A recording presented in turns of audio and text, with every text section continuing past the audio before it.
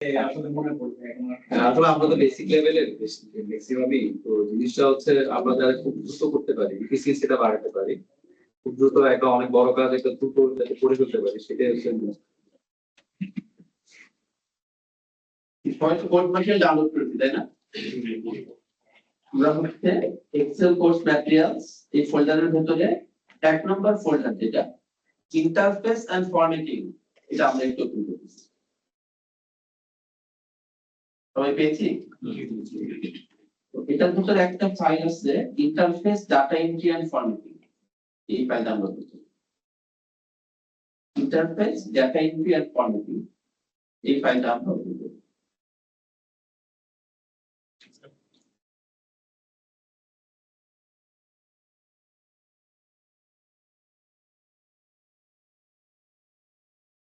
প্রথমে আমরা এক্সেল ইন্টারফেসের বিভিন্ন অংশ একটু জেনে নিচ্ছি, যদিও এটা খুবই বেসিক, তারপরেও টার্মগুলো সবাই মানে একটু লক্ষ্য করবো।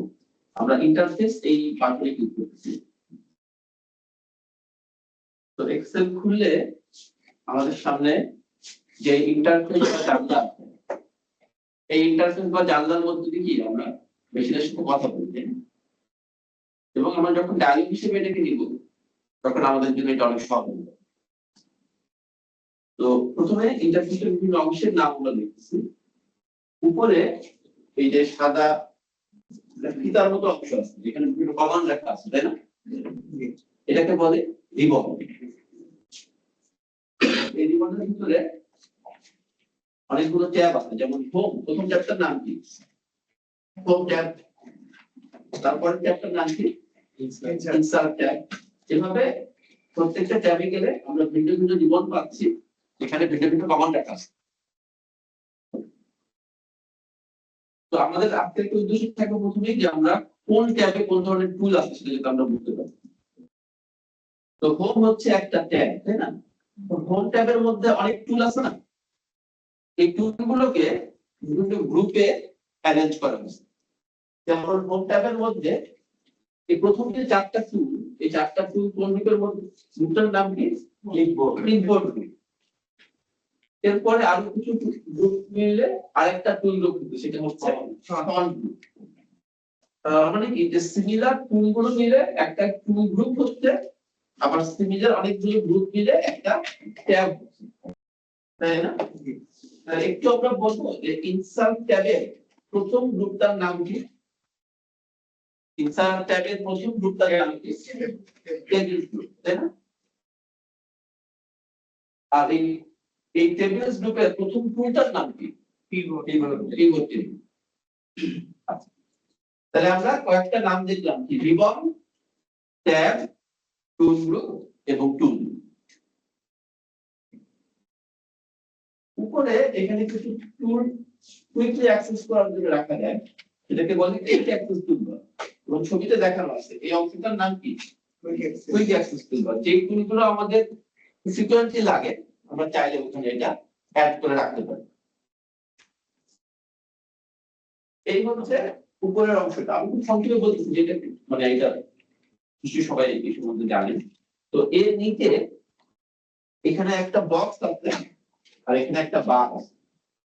যদি এই বক্সটার উপরে আমরা মাউস কার্সর ধরি, এটার নাম কি দেখাবো?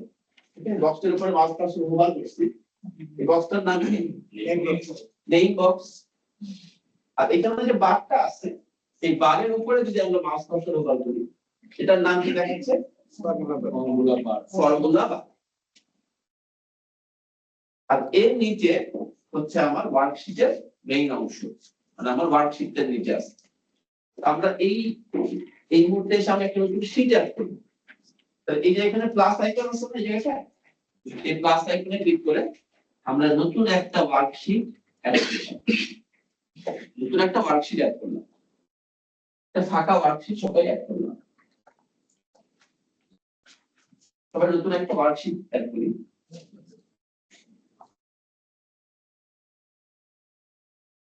এই যে এখানে প্লাস আইকন আছে, এখানে প্লাস আইকনে ক্লিক করে আমরা নতুন একটা ওয়ার্কশিট অ্যাড করব। তো একটা ওয়ার্কশিটে তিনটা কম্পোনেন্ট, একটা হচ্ছে কলাম, রো এবং সেল। প্রত্যেকটা কলামের কি আছে, একটা করে নাম আছে। যেমন এই যে এ, এটা কি একটা কলাম, এ একটা কলাম, তাই না? কলামের নাম হচ্ছে এ, এই কলাম। তারপরে হচ্ছে কি বি কলাম।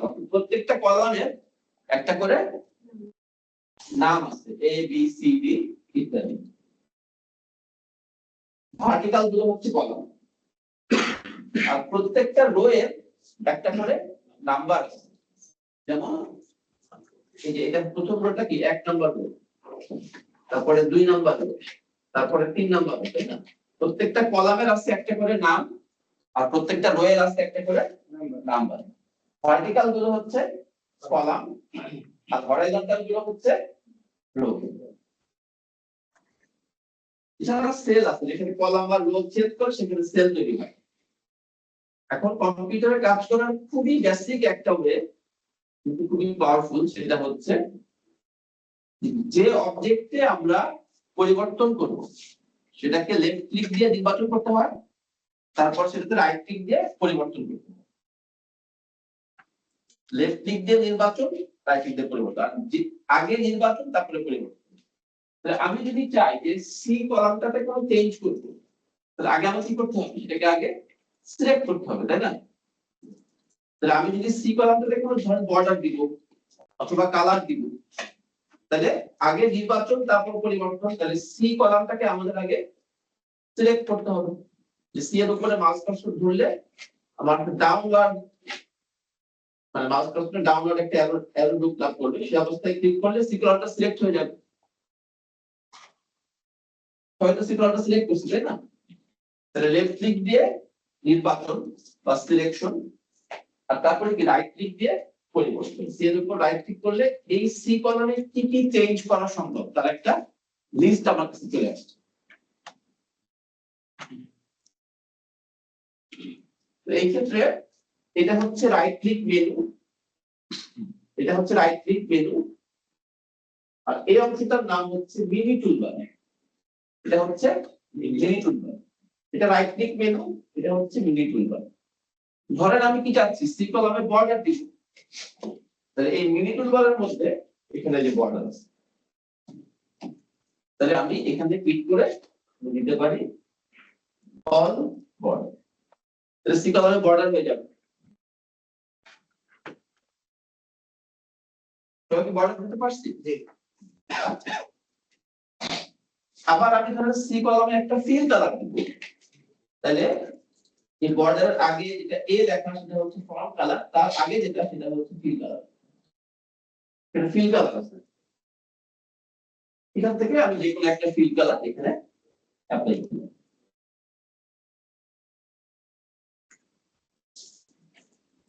তাহলে আগে নির্বাচন তারপর পরিবর্তন, আর লেফট ক্লিক দিয়ে নির্বাচন, রাইট ক্লিক দিয়ে পরিবর্তন।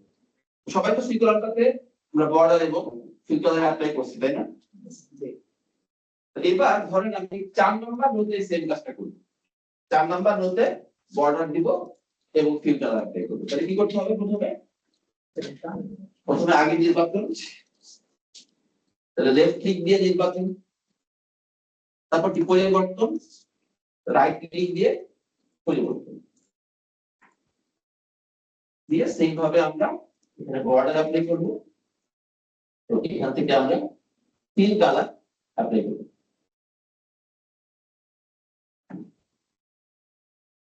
শর্ট হয়েছে, তাই না? তাহলে একটা ওয়ার্কশিটের 3টা কম্পোনেন্ট, কলাম, রো এবং সেল। যেখানে আমার সি কলাম এবং 4 নাম্বার রো ইন্টারসেক্ট করে সেই ঘরটা হচ্ছে C4 ঘর। সি কলাম এবং 4 নাম্বার রো যেখানে ইন্টারসেক্ট সেই সেলটা কি C4 ঘর। এখন এই সেল বা ঘর এটাও একটা অবজেক্ট, এই অবজেক্টটাও আমরা কি পরিবর্তন করতে পারি। তো আমরা কি করতে পারি, সেই অবজেক্টের উপরে পরিবর্তন করতে কি করতে হবে, এটার উপরে রাইট ক্লিক করতে হবে। রাইট ক্লিক করে আমরা ফিল কালার উঠিয়ে দিব, তাহলে আমরা আবার যাব ফিল মিনি টুলবারের ফিলে, এখান থেকে আমরা নো ফিল এখানে সিলেক্ট করব, নো ফিল। তাহলে এখন আর ফিল কালার এই সেন্টার ফিল কালারটা আমরা উঠাই দিলাম। সবাই পর্যন্ত হয়েছে না? এখন এই যে আমার সেল, এই জিনিসটা কিন্তু শুধু এই কলাম রো আর সেলের মধ্যে না, এটা যেমন একটা চার্ট, চার্টের মধ্যে কিন্তু অনেক ধরনের অবজেক্ট আছে। উনি যে বললেন যে চার্ট আঁকতে হয় তো গ্রাফিক্যাল প্রেজেন্টেশনের জন্য, একটা চার্টের মধ্যে কি থাকে, এক্সিস থাকে, horizontal axis, vertical axis, chart title, এরকম অনেকগুলো অবজেক্ট থাকে চার্টের মধ্যে। এবং একটা চার্টের ধরেন আমি যে কোনো কিছুকে চেঞ্জ করতে চাই, কি করতে হবে? চার্টের যে অংশকে আমি চেঞ্জ করতে চাই সেটার উপর রাইট ক্লিক করতে হবে। আমি ধরেন কোনো ডাটাকে, কোনো কলামকে শর্ট, টেবিলকে শর্ট বা ফিল্টার করব, সেখানেও রাইট ক্লিক কাজ করবে। অর্থাৎ ম্যাক্সিমাম জায়গাতেই আমি যদি না জানি যে এটা সলিউশন কিভাবে হবে, রাইট ক্লিক দিয়ে ম্যাক্সিমাম জায়গাতে আমরা সলিউশনটা বের করে নিয়ে আসতে পারি। এখন আমরা ধরেন এই ঘরটাতে C4 ঘরে একটা সূত্র লিখব। তাহলে সূত্র লিখতে গেলে প্রথমে ইকুয়াল প্রেস করতে হবে। আমরা ইকুয়াল প্রেস করলাম, সিম্পল সূত্র ধরেন 2 + 2 2 +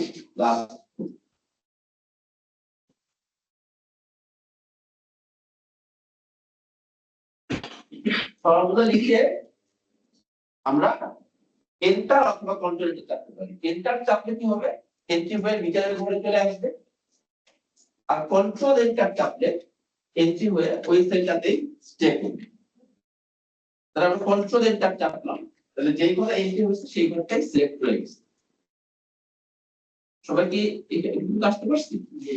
আমি যে ফর্মুলাটা এন্ট্রি করলাম সেটা আমার, সেটা আমি এই যে ঘরটা আমার সিলেক্ট আছে এখন, সেই ঘরটার অ্যাড্রেস কোথায় দেখাচ্ছে আমাদের? নেম বক্সে। আমি যদি নেম বক্সে তাকাই দেখা যাচ্ছে যে এই ঘরটার অ্যাড্রেস কি C4। যেহেতু আমি কোনো নাম দেই নাই ঘরটা, যেহেতু আমি ঘরটায় কোনো নাম অ্যাসাইন করি নাই এখনো, তাহলে নামের বদলে এই ঘরটার যে অ্যাড্রেস বা রেফারেন্স সেটাই আমার এখানটায় দেখাচ্ছে।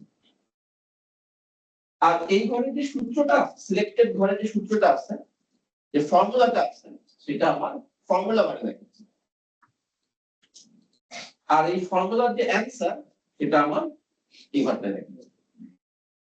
তাহলে আমরা তিনটা অংশ দেখলাম ওয়ার্কশিটের, কলাম, রো এবং সেল, এবং আরো দুটো কম্পোনেন্ট দেখলাম, নেম বক্স এবং ফর্মুলা বার। এর একদম নিচে এখানটায় কি আছে, ওয়ার্কশিটের নামগুলো আছে। তো আমরা এখান থেকে অন্য কোনো ওয়ার্কশিটে যেতে গেলে জাস্ট ক্লিক করে এভাবে যেতে পারি, বা যে শীটে আসছে সেখান থেকে তার পরের শীটে ক্লিক করতে পারি, অথবা তার আগের শীটে ক্লিক করতে পারি। এভাবে ক্লিক করে আমরা কি করতে পারি যে এক শীট থেকে আরেক শীটে যেতে পারি। এটা আরেকটু সহজে করা যায় কিভাবে, ধরেন একটা বইয়ের পরের পাতা কি থাকে, নিচে থাকে না? তো এই অনেকগুলো ওয়ার্কশিট মিলে একটা কিন্তু ওয়ার্কবুক।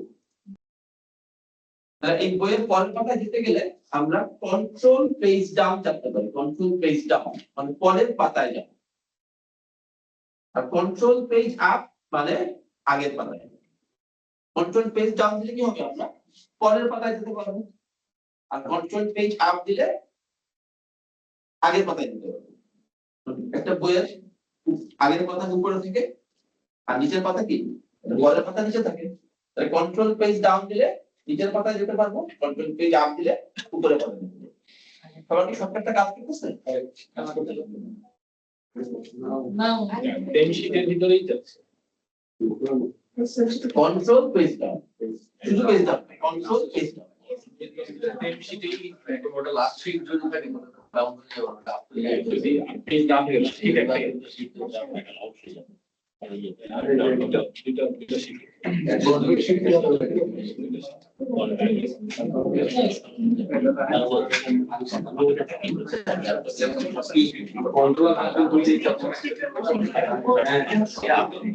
যাদের কন্ট্রোল পেজ ডাউন কাজ করতেছে না তারা কন্ট্রোল ফাংশন পেজ ডাউন কাজ করবে। অনেক সময় ল্যাপটপের সিরিজের কারণে ফাংশন পেজ ডাউন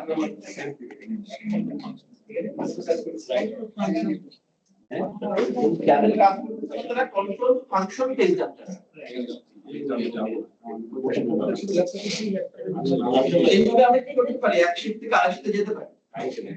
এখন ধরেন একটা ওয়ার্কবুকে যখন অনেক শীট থাকে, তখন এই যে আমার শীটের নামগুলো তার পাশে এখানে দুইটা অ্যারো আছে না রেডি লেখার উপরে, ধরেন আমার অনেকগুলো শীট, ধরেন একটা ফাইলে 20টা 50টা শীট, সেই ক্ষেত্রে আমি অনেক সময় আমাদের একটা শীট খুঁজে পেতে একটু সময় বেশি লাগে, সেটার জন্য আমরা কি করতে পারি, দুইটা অ্যারোর মাঝখানে রাইট ক্লিক করতে পারি। রাইট ক্লিক করলে আমাকে সবগুলো শীটের নাম দেখাবে, রেডি লেখার উপরে দুইটা অ্যারো আছে তার মাঝখানে রাইট ক্লিক করলে আমার সবগুলো শীটের নাম দেখাবে। সেখান থেকে আমরা এই শীটগুলো আছে, এখন আপনি যেই শীটে যেমন ফার্স্ট ফিল বা যে কোনো একটা শীট নাম সিলেক্ট করে আমরা যদি এখানে ওকে দিই তাহলে আমরা ওই শীটে যেতে পারবো।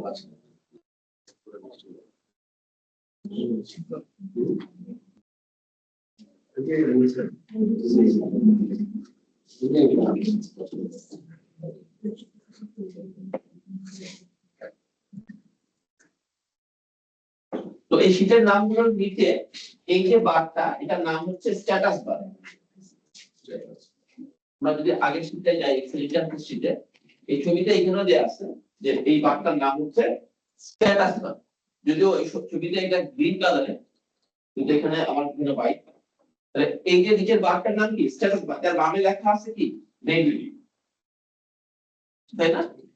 আর একদম এইদিকে যদি আসি, এখানে একটা জুম স্লাইডার আছে, জুম স্লাইডার, যেখানে ক্লিক করে কি করা যায়, এটাকে জুম করে বড় বা ছোট করা যায়। মানে প্লাস আইকনে ক্লিক করলে এটা জুম হয়ে বড় হবে, আবার মাইনাস আইকনে ক্লিক করলে জুম হয়ে ছোট হবে।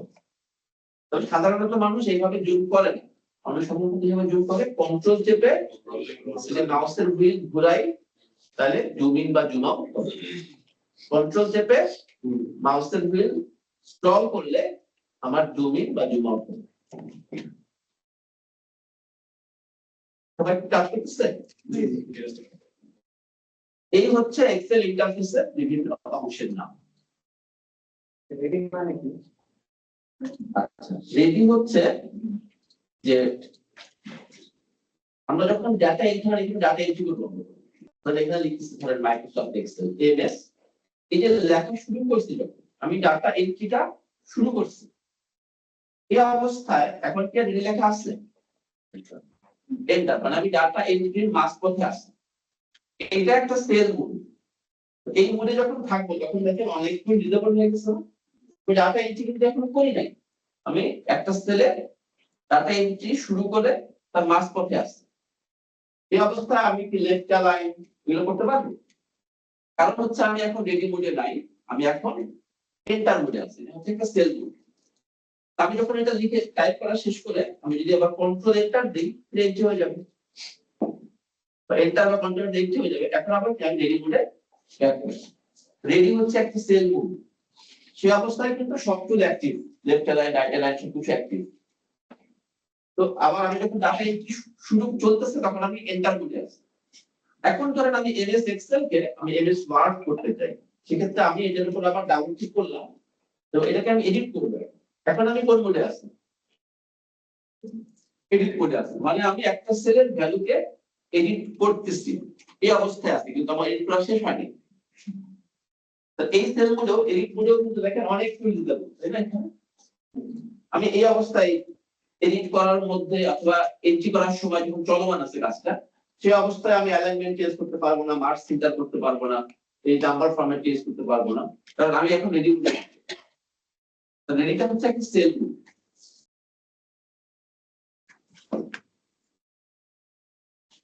তাহলে আমরা এক্সেল ইন্টারফেসের বিভিন্ন অংশের নাম দেখলাম, তাই না? তো এই ফাইলটা থেকে আমরা কি দিতে চাই, লার্নিং অবজেক্টিভ কি সেটা একটু বলি। আমাদের দুইটা মেইন লার্নিং অবজেক্টিভ হচ্ছে, একটা যে আমি কোনো প্রবলেমে পড়লে কোন ট্যাবে যাব, ধরেন আমার একটা প্রিন্টিং নিয়ে সমস্যা, এখন এটার সলিউশন আমি কোন ট্যাবে পাবো, অথবা প্রিন্টিং নিয়ে একটা সমস্যা হবে পেজ সেটআপ নিয়ে, এখন আমি কোন ট্যাবে গেলে এটা সলিউশন পাবো। আবার আমি ধরেন ফরম্যাটিং এর একটা সমস্যা করছি, এই ফরম্যাটিং এর সমস্যার সলিউশন কোথায় পাবো, এই জিনিসটার একটা মানে কনসেপচুয়াল ম্যাপ হচ্ছে এই সলিউশন, যে কোন ধরনের প্রবলেমের সলিউশন কোন ট্যাবে পাবো। এটা আমরা বুঝতে চাই যে আমি কোন কোন প্রবলেম সলিউশন কোন জায়গায় থাকতে পারে তার একটা মেটা কনসেপ্ট লাভ করতে চাই এই ফাইলটা গোছু করার পর। আর দ্বিতীয় হচ্ছে আমরা মাউস মানে মাউস ছাড়া কিবোর্ড দিয়ে কিভাবে ম্যাক্সিমাম কাজ করতে পারি। যেমন দেখেন আমি বর্ডার দিচ্ছি একটা, আমি এখানে বর্ডার দিব, এখানে বর্ডার দিচ্ছি। তো বর্ডার তো আমরা মাউস দিয়ে দিতে পারি, একটু আগে আমরা বর্ডার দিলাম না রাইট ক্লিক করে, এখন কিন্তু রাইট ক্লিক করা যাবে, রাইট ক্লিক সিলেক্ট করে আগে তো সিলেক্ট করতে হবে আমি কোন জায়গাটায় বর্ডার দিব, আগে নির্বাচন তারপর পরিবর্তন। বাট আমার মনে মনে ইচ্ছে নেই বর্ডার দিব, এটা তো কম্পিউটার তো বুঝবে না, তা আমাকে একটু আগে সিলেক্ট করতে হবে তাই না। সিলেক্ট করার পর রাইট ক্লিক করে কিন্তু আমি এখান থেকে বর্ডার দিতে পারি আগে করতে, এখানে বর্ডার। কিন্তু আমি অথবা আমি কি রিবন থেকে বর্ডার দিতে পারি, যেমন হোম ট্যাবে বর্ডারের অপশন আছে এখানে বর্ডার দেওয়া। কিন্তু আমি বলতে চাচ্ছি যে আমি মাউস ইউজ না করে কিবোর্ড দিয়ে কিভাবে ম্যাক্সিমাম কাজ করতে পারি উইদাউট মেমোরাইজিং এনি শর্টকাট, মানে কোনো শর্টকাট মুখস্থ না করে কিবোর্ড দিয়ে কিভাবে শর্টকাটের কাজগুলো করতে পারি সেই জিনিসটা আমরা এখানে দেখেন। এখন দেখেন আমি বর্ডার দিচ্ছি, আমি মাউস না ধরে কিবোর্ড দিয়ে বর্ডার দিলাম, আবার আমি মাউস না ধরে কিবোর্ড দিয়ে বর্ডার তুলে দিলাম। এটার জন্য কিন্তু কোনো শর্টকাট মুখস্থ করতে হবে না। কিভাবে দিচ্ছি সেটা একটু বলি। কনভারসেশন কি মানুষ মুখস্থ করে, যেমন আমি আজকে বাসায় যখন যাবো, বাসায় গেলে বাসার মানুষদের সাথে কি কথা হবে সেটা কি আমরা এখন কেউ জানি, তো আমাদের কারো মুখস্থ থাকবে, কিন্তু আমরা কিন্তু সিচুয়েশন অনুযায়ী কথাবার্তা চালাই যাবো তাই না।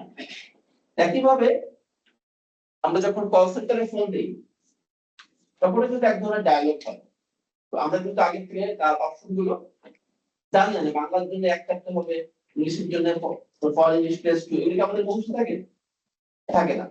তো এইভাবে রিবনেরও একটা কল সেন্টার আছে, সেটার নাম্বার হচ্ছে অল্টার।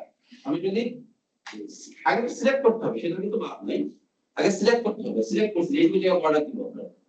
এখন আমি ধরে কিবোর্ড থেকে অল্টার চাপলাম, অল্টার মানে কি রিবনের কল সেন্টারে ফোন দিলাম। এখন হোম ট্যাবের গায়ে কি লিখে দিচ্ছে এইচ, এই এখন প্রত্যেকটা ট্যাবের গায়ে একটা করে অক্ষর লিখে দিচ্ছে তাই না। তাহলে হোম ট্যাবে কি লিখছে এইচ লিখছে না, তার মানে বলতে চাচ্ছে হোম ট্যাবে যেতে চান তাহলে এইচ চাপুন।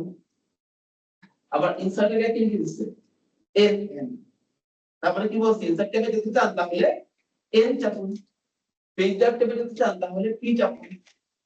তাহলে আমি তো ফোন দেওয়ার পরে আমি দেখতেছি যে আমাকে, আচ্ছা এখন আমাকে জানতে হবে বর্ডারটা কোন ট্যাবে আছে। খুব কমন একটা অপারেশন আমরা ম্যাক্সিমালি জানি, বর্ডারটা কোন ট্যাবে থাকবে, হোম ট্যাবে। তাহলে আমি কি চাপতে হবে এই যে চাপতে হবে, এটা মুখস্থ চাপতেছি না, আমি তো টাকায় দিয়ে চাপতেছি তাই না, হোমের গায়ে এইচ লেখা আছে তাই আমি চাপতেছি। যখনই এইচ চাপলাম হোম ট্যাবের প্রত্যেকটা চুলের গায়ে একটা করে একটা লেবেল দিতেছি, এর মধ্যে বর্ডার একটা টুল, বর্ডারে কি লেখা আছে এখানে, তাহলে আমি চাপবো বি, তখন আমাকে বিভিন্ন রকম বর্ডার অফার করবে। এর মধ্যে একটা অপশন হচ্ছে অল বর্ডার, অল বর্ডার এটা কি লেখা আছে এ, তাহলে আমি চাপবো এ, তাহলে বর্ডার হয়ে গেল। এভাবে কি আমি ম্যাক্সিমাম কাজ মাউস ছাড়া কিবোর্ড দিয়ে ম্যাক্সিমাম কাজ করতে পারি। যদি আমি জীবনের কল সেন্টার তার নাম্বার হচ্ছে অল্টা, এটা বলে দেব, তাহলে কোনো কিবোর্ড মুখস্থ না করেই আমরা ম্যাক্সিমাম কাজ কিবোর্ড দিয়ে করতে পারবো, যে আমি জীবনের কল সেন্টার থেকে ব্যবহার। আবার বর্ডার তুলে দিব, তাহলে আমি কি চাপতে হবে বলুন, জীবনের কল সেন্টারের নাম্বার কি অল্টা, আমরা চাপবো অল্টা। এবার হোম ট্যাবে যাবো, কি চাপতে হবে 8, চাপলাম 8। বর্ডার কি চাপতে হবে বি, চাপবো বি। তো এরপরে নো বর্ডার একটা অপশন আছে, নো বর্ডার, এটা কি লেখা আছে এন, তাহলে আমি চাপবো এন, তাহলে বর্ডার রিমুভ হয়ে গেল। তাহলে কাজ করছে এটা। তাহলে আমি এই জিনিসটা যদি আমরা ভালোভাবে ব্যবহার করতে চাই তাহলে আমাকে এটাও বুঝতে হবে যে বর্ডারটা কোন ট্যাবে আছে, কোন ধরনের টুল কোন ট্যাবে আছে সেটাও কিন্তু আমাদের বুঝতে হবে। আমি যদি না জানি যে বর্ডারটা কোন ট্যাবে, তখন তো আমাকে দেখাচ্ছে যে কোন ট্যাবের জন্য এই চাপতে হবে, কিন্তু আমি তখন কনফিউজ হয়ে যাবো আমার কি যাচ্ছে, তাই না? এই কারণে আমাদের এই জিনিসটা ইউজ করতে গেলে আমাদের বুঝতে হবে যে কোন ধরনের টুল কোন ট্যাবে থাকে, কোন ধরনের প্রবলেমের সলিউশন কোন ট্যাবে থাকে, তার একটা ধারণা আমাদের, সেইটাই এই ছবিতে বলা হয়েছে। আমি প্রথমে একটু রিডিং করতেছি, তারপরে একটা স্টোরির সাহায্যে এটা গোত্র করবো। আমি মনে হয় একটু দ্রুত যাবো, আশা করি আপনাদের সমস্যা হলে সাথে সাথে আমাকে ডাক দিবেন। হ্যাঁ, তো প্রথমে হচ্ছে যে ফরম্যাটিং রিলেটেড যে কোনো সমস্যা করলে কোথায় যেতে হবে? ফরম্যাটিং মানে যেই কাজগুলো করলে ডেটা চেঞ্জ হয় না, খালি অ্যাপিয়ারেন্স চেঞ্জ হয়, এটা কি বলে? ফরম্যাটিং বলে। আচ্ছা, নতুন এটা একটা স্টোরির সাথে বলবো, কারণ সহজ হবে, এটা মাস রিডিং করতেছি। নতুন করে আপডেট আনতে গেলে কোথায় যেতে হবে? ইনসার্টে যেতে হবে। প্রিন্টিং নিয়ে যে কোনো সমস্যা হলে কোথায় যেতে হবে? পেজ ডাউন ট্যাবে। সূত্র সূত্র ফর্মুলা দিয়ে কোনো সমস্যা করলে ফর্মুলা ট্যাবে, একটু অবভিয়াস। ফর্মুলা দিয়ে কোনো সমস্যা করলে ফর্মুলা ট্যাবে যেতে হবে, একটু অবভিয়াস, তাই না? এরপর ডাটা ম্যানেজমেন্ট বলতে আমরা বুঝি, যেমন ধরেন ক্রুড অয়েল কি করবে, ফার্স্টে ইম্পোর্ট করে আনে, তারপরে রিফাইন করে, তারপর সেটা যেটা যেখানে যাওয়ার সেটা সেখানে পাঠায় দেয়, তাই না? পেট্রোল ডিজেল ইত্যাদি। ডাটাও কিভাবে ইম্পোর্ট করে আনা হয়, তারপর রিফাইন করা হয়, তারপর সেটা অর্গানাইজ করা হয়। এই data import, data cleaning, data organising, এটাকে বলে ডাটা ম্যানেজমেন্ট। এই ডাটা ম্যানেজমেন্টে যে কোনো সমস্যা করলে কোথায় যাবো আমরা? ডাটা ট্যাবে যাব। তারপরে কয়েকজন ইউজার যখন একসাথে কাজ করে তখন তাদের মধ্যে একটা সমন্বয় লাগে না, মানে কোলাবোরেশন করতে হয় না? কয়েকজন কলিগ যখন একটা ফাইলে কাজ করে তখন তাদের মধ্যে একটা কোলাবোরেশনের প্রয়োজন হয়, সমন্বয়ের দরকার হয়। এই সমন্বয় সাধনগুলো কোন ট্যাব থেকে করতে বলবো আমরা? রিভিউ ট্যাবে করতে বলবো। আর ইলেকট্রনিক ভিউতে কেমন দেখাবে, মনিটরে কেমন দেখাবে, সেটা কিভাবে কন্ট্রোল করতে পারি? ভিউ ট্যাব থেকে। যেটা কিন্তু এটা সেটা আলাদা, মানে হার্ড কপিতে কেমন দেখাবে সেটা পেজ ডাউন ট্যাব থেকে, আর সফট কপিতে কেমন দেখাবে সেটা ভিউ ট্যাব থেকে। এই হচ্ছে 7টা ট্যাবের উদ্দেশ্য বলল। এখন একটা স্টোরির সাহায্যে আমরা এটা গোত্র করব। তাহলে ধরেন আপনি একটা সেলস টিম লিড করতেছেন, এই সেলস আপনার টিমে 5 জন ব্যক্তি আছে,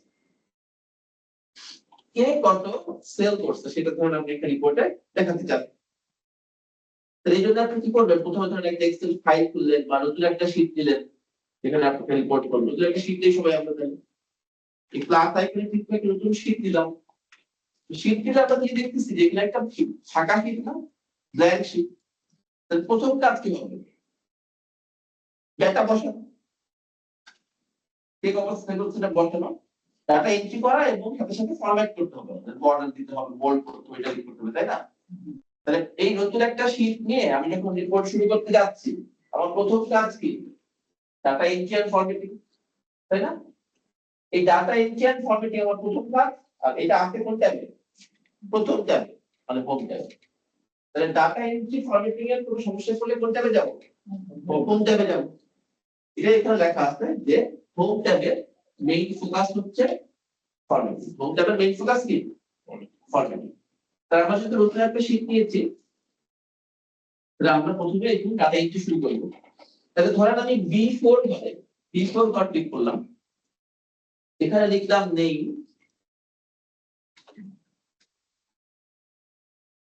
নেম লিখে দিলাম ট্যাব। ট্যাব দিলে কি হয়েছে যে আমার এন্ট্রি হয়ে ডান পাশে চলে গেল। এবার আমি এখানে লিখতেছি ধরেন অ্যামাউন্ট, লিখে দিলাম এন্টার। এখানে এন্টার দিলে যেখান থেকে ট্যাব দেওয়া শুরু করছিলাম তার নিচে চলে যাবে, মানে নেমের নিচে চলে আসবে। সবারটা আসছে, তাই না? এরপর এখানে কিছু নাম আমি লিখতেছি, ধর আলী প্রথম টিম মেম্বার, তার ধরেন অ্যামাউন্ট 100, তারপর জিয়া, তারপরে 90, ফয়েজ, তারপরে 110, 2,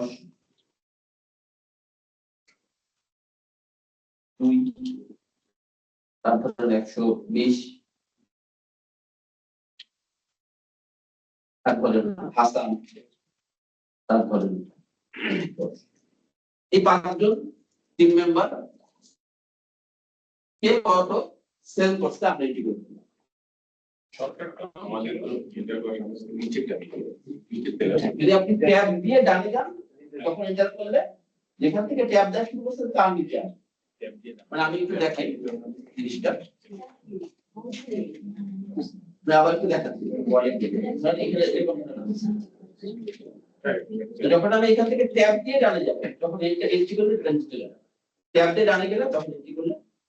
কিন্তু আপনি যদি মানে ক্লিক করে ডানে যান তাহলে কিন্তু হবে না। মানে এই আমি এইটারে আছি, এখান থেকে ধরেন আমি ট্যাব প্রেস করে ডানে আসলাম, এখন এখান থেকে এখানে আসবে, এখন এন্টার দিলে এটা যেখান থেকে ট্যাব দেওয়া শুরু করছিলাম তার নিচে আসবে। যদি ম্যানুয়ালি ডান পাশে ঘুরে যান তখন কিন্তু সেটা হবে না।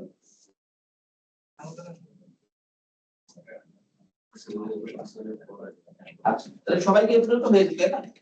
এই যে আমরা ডাটা এন্ট্রি করলাম তার সাথে কিন্তু আমার একটা ফরম্যাটিং করার দরকার আছে। যেমন আমি হয়তো বা বর্ডার দিব বা আমি হয়তো বা কোন জায়গায় বোল্ড করব, এরকম কিছু প্রয়োজন দেখা দিবে না আমার? তাহলে এই যেই কাজগুলো করলে ডেটার কোনো চেঞ্জ হয় না, খালি ডেটার অ্যাপিয়ারেন্স চেঞ্জ হয়, সেটাই কি ফরম্যাটিং। তাহলে আমরা যদি হোম ট্যাবটা একটু দেখি, হোম ট্যাবের ভিতরে এই যেমন ফন্ট কালার চেঞ্জ করা, ফিল কালার, বর্ডার, বোল্ড করা, এগুলোর দ্বারা কি ডাটা চেঞ্জ হয়ে যায় না, শুধু অ্যাপিয়ারেন্স চেঞ্জ হয়, এটা অ্যাপিয়ারেন্স চেঞ্জ। তাহলে আমরা ধরুন বর্ডার দিব, তাহলে আমি কি করতে পারি, আগে তো আমাকে সিলেক্ট করতে হবে তাই না? তাহলে আমি ডাটার উপরে রেখে কন্ট্রোল এ দিলে সিলেক্ট হয়ে যাবে। ডাটা যে কোনো ঘরে রেখে যদি কন্ট্রোল এ দেই তাহলে পুরো ডাটা সিলেক্ট হয়ে যাবে। ডাটার বাইরে কন্ট্রোল দিলে পুরো শীট সিলেক্ট হবে। আপনি ডাটার বাইরে যদি আমরা সিলেকশন থাকে তখন কন্ট্রোল দিলে পুরো শীট সিলেক্ট হয়ে যাবে। কিন্তু ডাটার ভিতরে যদি আমার সিলেক্ট থাকে তখন কন্ট্রোল দিলে আমার ডাটাটুকু সিলেক্ট হবে, সেকেন্ড টাইম কন্ট্রোল দিলে তখন পুরো শীট সিলেক্ট হবে। তাহলে আমি এই ডাটাটুকু বর্ডার দিব, তাহলে আমি ডাটার উপরে রেখে একবার কন্ট্রোলে চাপলাম, সবাইকে সিলেক্ট করতে পারছি তাই না? এবার বর্ডার দিব, তাহলে বর্ডারটা কিন্তু অ্যাপিয়ারেন্সের বিষয়, কোন ট্যাবে থাকবে এটা? হোম ট্যাবে। তাহলে আমরা চলে গেলাম হোম ট্যাবে। হোম ট্যাবে ফন্ট গ্রুপে এই যে বর্ডার আছে না, হোম ট্যাবে ফন্ট গ্রুপে বর্ডার আছে না, এই বর্ডারে ক্লিক করে আমরা এখান থেকে দিচ্ছি অল বর্ডার। সবার হয়েছে? তাহলে বর্ডার দিয়ে দিলাম, সবার হয়েছে? এটা কিন্তু আমরা রাইট ক্লিক দিয়েও করতে পারতাম, মানে এটা একটা আপনি যদি রাইট ক্লিক দেওয়া কিন্তু করা যেত। আমরা কি করব, কন্ট্রোল দে আমরা সিলেক্ট করার পর রাইট ক্লিক করে এখান থেকে বর্ডার দিব। রাইট ক্লিক হচ্ছে সর্বরোগের মহাঔষধ, খুবই সিম্পল জিনিস কিন্তু প্রায় সব ধরনের কাজ রাইট ক্লিক দ্বারা করা যায়। সবার কাছে পর্যন্ত কিন্তু আমরা রাইট ক্লিকটা দেখতেছি, আমরা এখন জীবন থেকে দেখতেছি, তাহলে আমরা জীবনের হোম ট্যাব থেকে বর্ডার দিলাম তাই না? আবার আমি চিন্তা করতেছি কি যে আমার যে হেডিংটাকে আমি একটু বোল্ড করব, তাহলে এই হেডিংটা সিলেক্ট করতে হবে, যেটা সিলেক্ট করে তারপরে আমরা হোম ট্যাবের ফন্ট থেকে বোল্ডে ক্লিক করে দিলাম।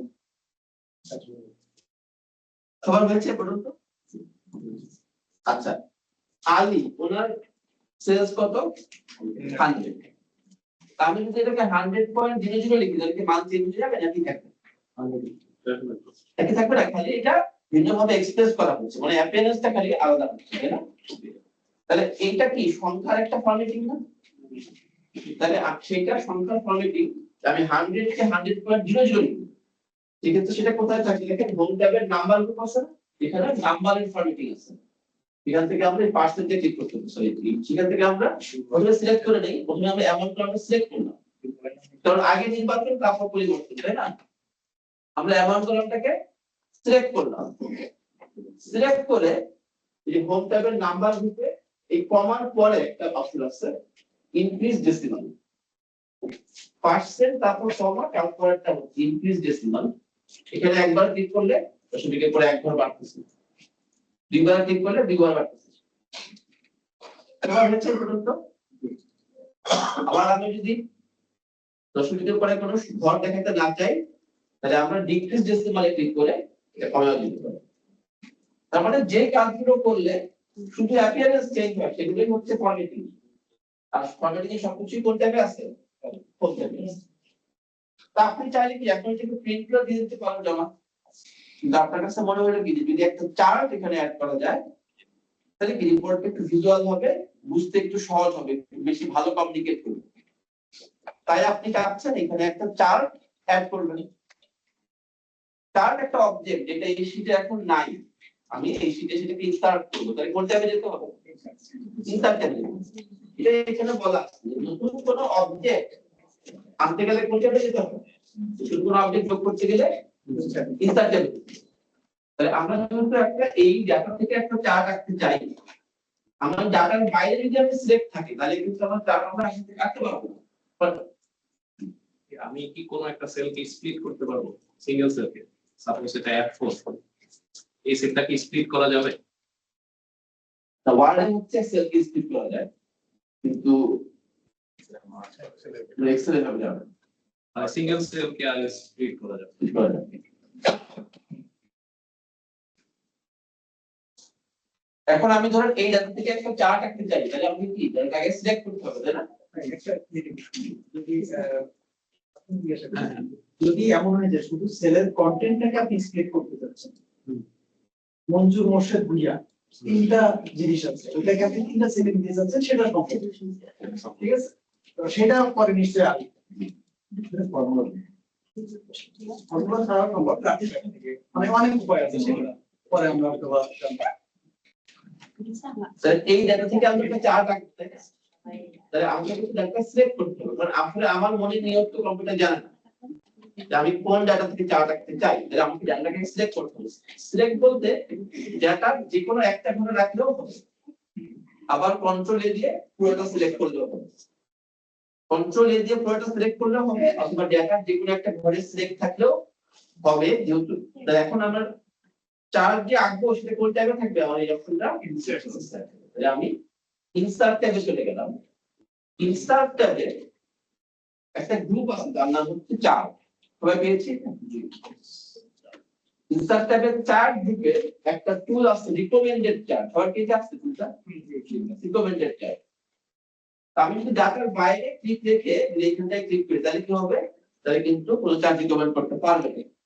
ডাটার বাইরে যদি আমার সিলেকশন থাকে তখন যদি আমি এই টুলটায় ক্লিক করি তাহলে এক্সেল কিন্তু কোনো চার্ট রিকমেন্ড করতে পারবে না, কারণ সে কোন ডাটা থেকে চার্ট আঁকতে হবে সেটা বুঝতেছে না।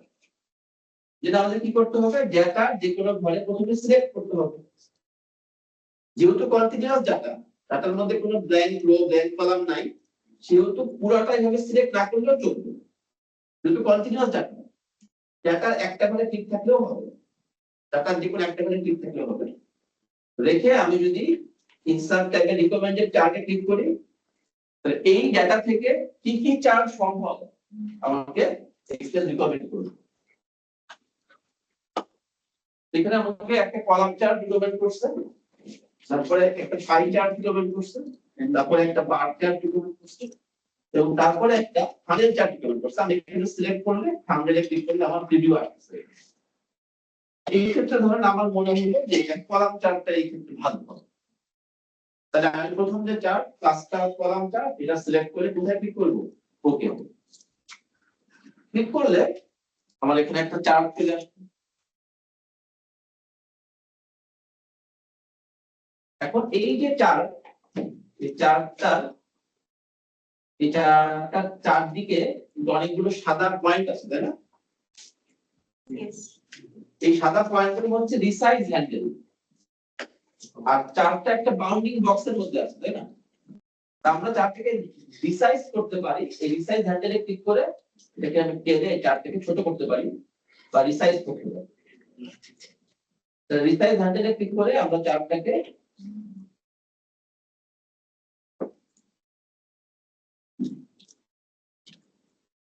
রিসাইজ করতে পারি। আর চার্টটাকে যদি মুভ করতে হয় তাহলে চার্টের যে বাউন্ডারি মানে বাউন্ডিং বক্স যেটা চার্টের, তার সাথে দেয়াল, সেই বাউন্ডারিতে ক্লিক করে আমি এটাকে মুভ করতে পারি।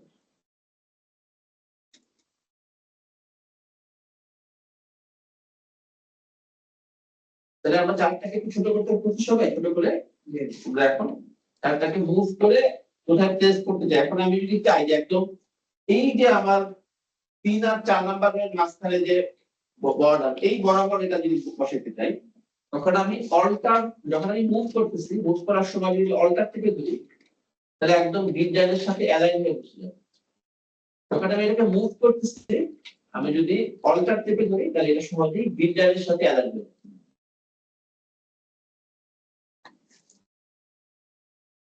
সবার হয়েছে এ পর্যন্ত?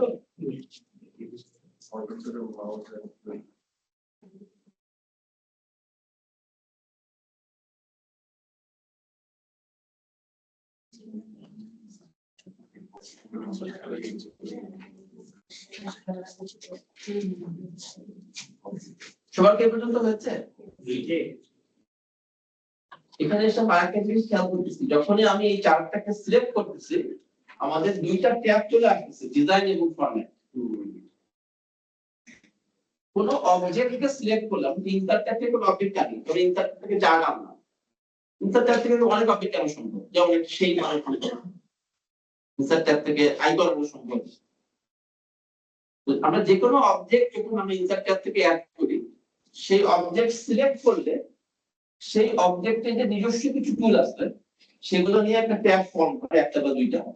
যেমন এই চার্টটা সিলেক্ট করলে চার্টের দুইটা ট্যাব আছে, চার্ট ডিজাইন এবং চার্ট ফরম্যাট। এগুলোকে বলে কনটেক্সচুয়াল ট্যাব। মানে অবজেক্ট সিলেকশন করলে সিলেকশনের প্রেক্ষিতে যে ট্যাবগুলো আছে এগুলো বলে কনটেক্সচুয়াল ট্যাব। চার্টের অপশনগুলো এই ট্যাবে আছে, chart design tab, chart format tab. যাক, তাহলে আমরা হচ্ছে নতুন কোন অবজেক্ট আনতে গেলে কোন ট্যাবে যাব? ইনসার্ট ট্যাবে। এখন তো দেখা যাচ্ছে যে আমরা ডাটা এন্ট্রি করে ফরম্যাট করছি হোম ট্যাব থেকে, আবার চার্ট নামের একটা অবজেক্ট আনছি আমরা ইনসার্ট ট্যাব থেকে। এখন প্রিন্ট করতে হবে। আমরা যদি কন্ট্রোল পি দিয়ে প্রিন্ট প্রিভিউটা দেখি, কন্ট্রোল পি দিয়ে আমরা প্রিন্ট প্রিভিউতে আসলাম, দেখা যাচ্ছে যে আমার কাগজের ম্যাক্সিমাম অংশই ফাঁকা থাকতেছে। তাহলে আমাদের একটু বড় করার সুযোগ আছে, তাই না? এই যে প্রিন্টটা প্রিন্ট করলে কেমন আসবে সেটাকে আমি মডিফাই করতে চাচ্ছি, তাই না? তাহলে এসকেপ দিয়ে এখান থেকে বের হয়ে গেলাম প্রিন্ট ভিউ থেকে। প্রিন্টিং এর যে কোনো সমস্যার সমাধান কোনটা? প্রিন্টিং এর যে কোনো সমস্যার সমাধান কোনটা? পেজ দেওয়াতে। পেজ দেওয়া আর ভিউ ট্যাবের মধ্যে একটু কনফিউশন হতে পারে, একটু কনফিউশন হওয়ার সময়। তো হার্ড কপি, যে কোনো হার্ড কপিতে কেমন দেখাবে সেটা পেজ দেওয়ার ট্যাব থেকে আমরা বলতে করতে পারি, আর সফট কপিতে কেমন দেখাবে সেটা ভিউ ট্যাব থেকে আমরা বলতে পারি। এখন হচ্ছে আমরা এখানে কি করব, যে আমি ধরেন এটা প্রিন্ট, এটাকে ধরেন আমি পোর্ট্রেটটা প্রিন্ট, এটা পোর্ট্রেটটা প্রিন্ট হচ্ছে না, আমি এটা ল্যান্ডস্কেপ প্রিন্ট করতে চাই। তাহলে কোন ট্যাবে যেতে হবে? পেজ দেওয়ার ট্যাব। পেজ দেওয়ার ট্যাবে একটা গ্রুপ আছে, পেজ সেটআপ গ্রুপ, তাই না? পেজ সেটআপ গ্রুপে এখানে ওরিয়েন্টেশন আছে। তাহলে আমরা এখান থেকে ওরিয়েন্টেশনটা ওরিয়েন্টেশন আছে এখানে পোর্ট্রেট সিলেক্ট করা আছে, তাই না? আমরা এখান থেকে ল্যান্ডস্কেপ সিলেক্ট করে দিলাম, দিয়ে কন্ট্রোল পি দিলে কাগজটা কিন্তু এরকম ছিল পোর্ট্রেটে, এখন চলে আসছে ল্যান্ডস্কেপ।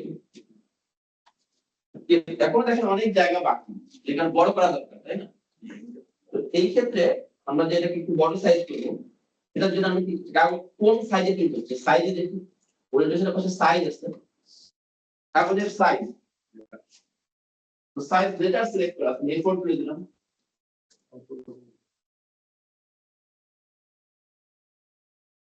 এরপর কতটুকু জায়গা প্রিন্ট হবে এটা হচ্ছে প্রিন্ট এরিয়া।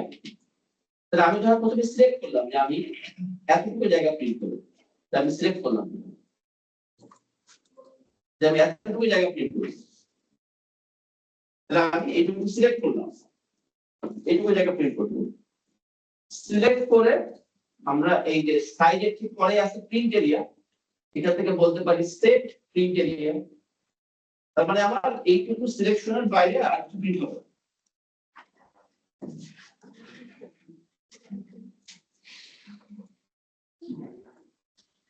দেখো কন্ট্রোল পি দিলে আমরা দেখতেছি যে আমাকে এখানে বড় সাইজ স্কেল করে বড় করা দরকার।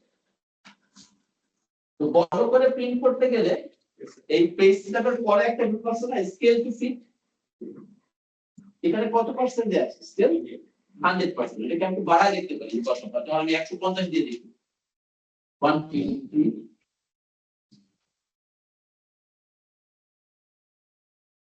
এর যদি কন্ট্রোল পি দেই একটু বড় হয়েছে, আরো বড় করার সুযোগ আছে বোঝা যাচ্ছে।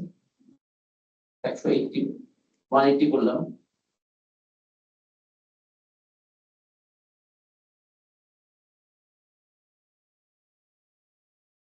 তা একটু বড় হয়েছে তাই না?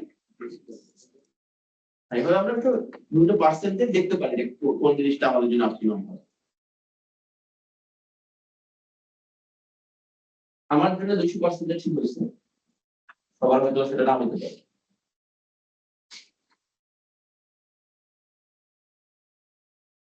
প্রিভিয়াস সেকশনে এডিট করার অপশন আছে এখানে ক্লিয়ার আছে।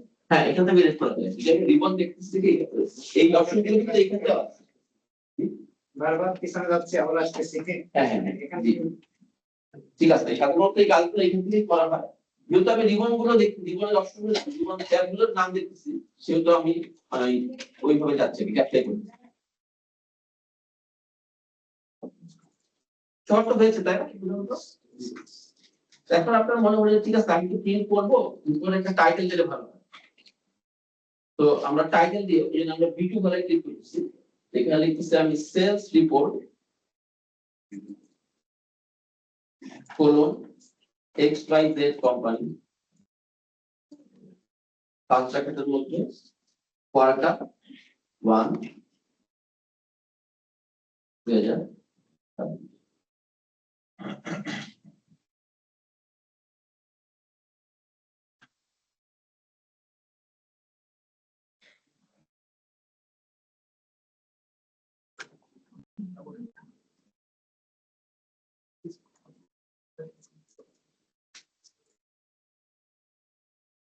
তো এই টাইটেলটাকে কিভাবে লিখতে হবে টাইটেলটা?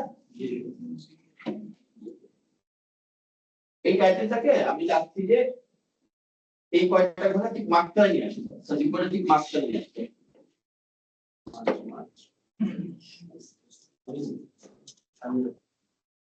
ঠিক আছে, আমরা B2 থেকে I2 পর্যন্ত সিলেক্ট করব। প্রথমে B2 ঘর ক্লিক করলাম, কন্ট্রোল চেপে শিফট চেপে I2, মানে সবার জন্য I2 হবে না, মানে ধরেন আমি আমার রিপোর্টটা I কলামে শেষ হচ্ছে, এই জন্য আমি B2 ঘর ক্লিক করে শিফট চেপে I2 ঘরে ক্লিক করলাম। তাহলে এটা দেখেন প্রথমে আমার স্টার্ট সেল হচ্ছে B2, শুরুর ঘর B2, কিবোর্ডে শিফট চেপে শেষ ঘর হচ্ছে I2, এটুকু সিলেক্ট করলাম। B2 থেকে I2 পর্যন্ত প্রথমে B2 তে ক্লিক করছি, এটা আমার স্টার্ট সেল, তারপর কিবোর্ডে শিফট চেপে ধরে আমি আমার এন্ড সেলে ক্লিক করছি, তারপর স্টার্ট থেকে এন্ড পর্যন্ত সবগুলো সিলেক্ট হয়ে গেছে। সবার কি হয়েছে? তো ধরেন এখানে একটা রুম আছে, পাশে একটা রুম আছে, আমরা যদি দেয়ালটা ভেঙে দেই তাহলে কি হবে? দুইটা রুম মার্জ হয়ে যাবে তাই না? তো মার্জ হয়ে গেলে দুইটা রুম মিলে একটা রুম হয়ে যাবে।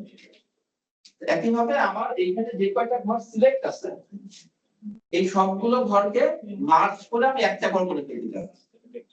এই জন্য অপশন কি আছে? হোম ট্যাবে, হোম ট্যাবে একটা অপশন আছে, হোম ট্যাবের অ্যালাইনমেন্ট গ্রুপে মার্জ এন্ড সেন্টার। আমরা এই মার্জ এন্ড সেন্টারে ক্লিক করতে পারি। ক্লিক করলে এই সিলেক্টেড ঘরগুলো মার্জ হয়ে একটা ঘরে পরিণত হবে আর কন্টেন্টটা সেন্টারে চলে আসবে।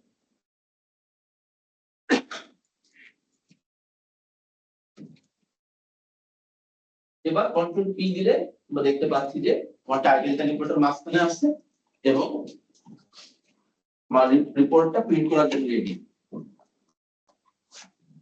এখন ধরেন অনেকক্ষণ ধরে রিপোর্ট তৈরি করছি, আমরা প্রিন্ট করে রিপোর্ট জমা দিলাম, অফিসে বাসায় চলে গেলাম। সবার হয়েছে পর্যন্ত? তাহলে তিনটা ট্যাব দেখছি, হোম ট্যাব, ফরম্যাটিং এর যে কোনো কিছু হোম ট্যাবে, নতুন কোনো অবজেক্ট আনতে গেলে ইনসার্ট ট্যাবে, প্রিন্টিং এর যে কোনো সমস্যা পড়লে পেজ ট্যাব। পরের দিন অফিসে আসছি, আসার পর দেখি যে বেশ কিছু এডিট করার জন্য রিকোয়েস্ট চলে আসছে। কি জিনিস চেঞ্জ চাচ্ছে বস? একটা হচ্ছে যে পুরো টিমের যোগফল কত সেটা দেখেন, পুরো টিমের টোটাল দায়িত্ব দেখেন। আমরা সেন্টার মার্জেন্স মাস করা ছাড়া একটা সেলের মাঝখানে কি এক্সটেনশন আসা সম্ভব? হ্যাঁ, ফারাক লাগবে এটা কি?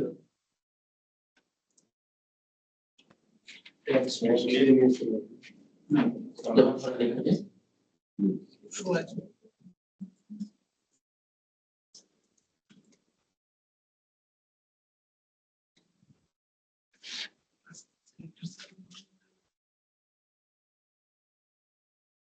আমরা চাচ্ছি যে এইটুকু জায়গার মাঝখানে আমি আঁকি, কিন্তু আমার ঘরগুলো মার্জ হবে না, কিন্তু লেখাটা সেন্টারে চলে আসবে।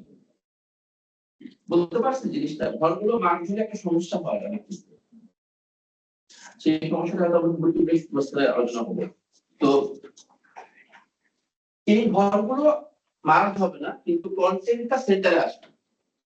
এটার জন্য মানে আমার অ্যালাইনমেন্ট আর সিলেকশনের সেন্টারে হবে, কিন্তু হোম ট্যাবের অ্যালাইনমেন্টে আসলে এরকম কোনো অপশন আমরা দেখতে পাচ্ছি না।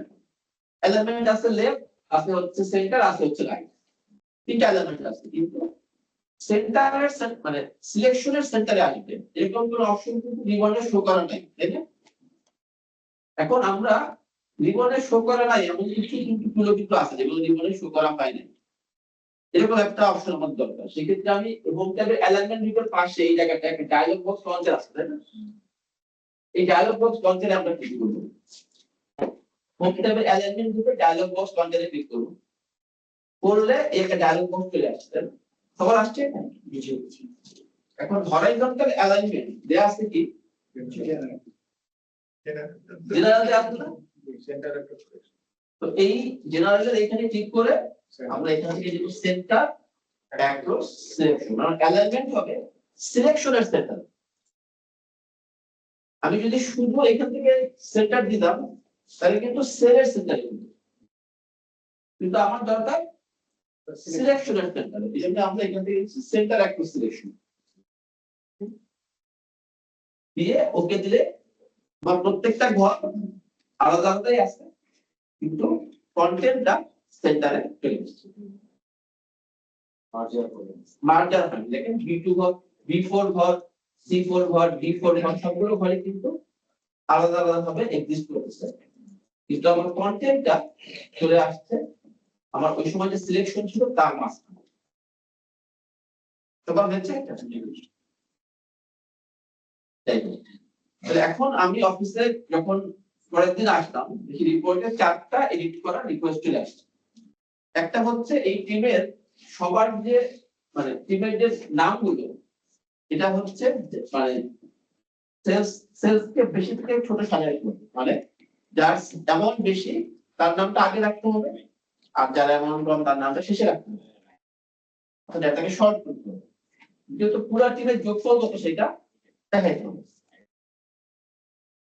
এরপর হচ্ছে যে হাসান দেখুন সবার তুলনায় ওনার রেভিনিউটা অনেক কম, এটা কেন কম তার একটা নোট বা কমেন্ট দিতে হবে।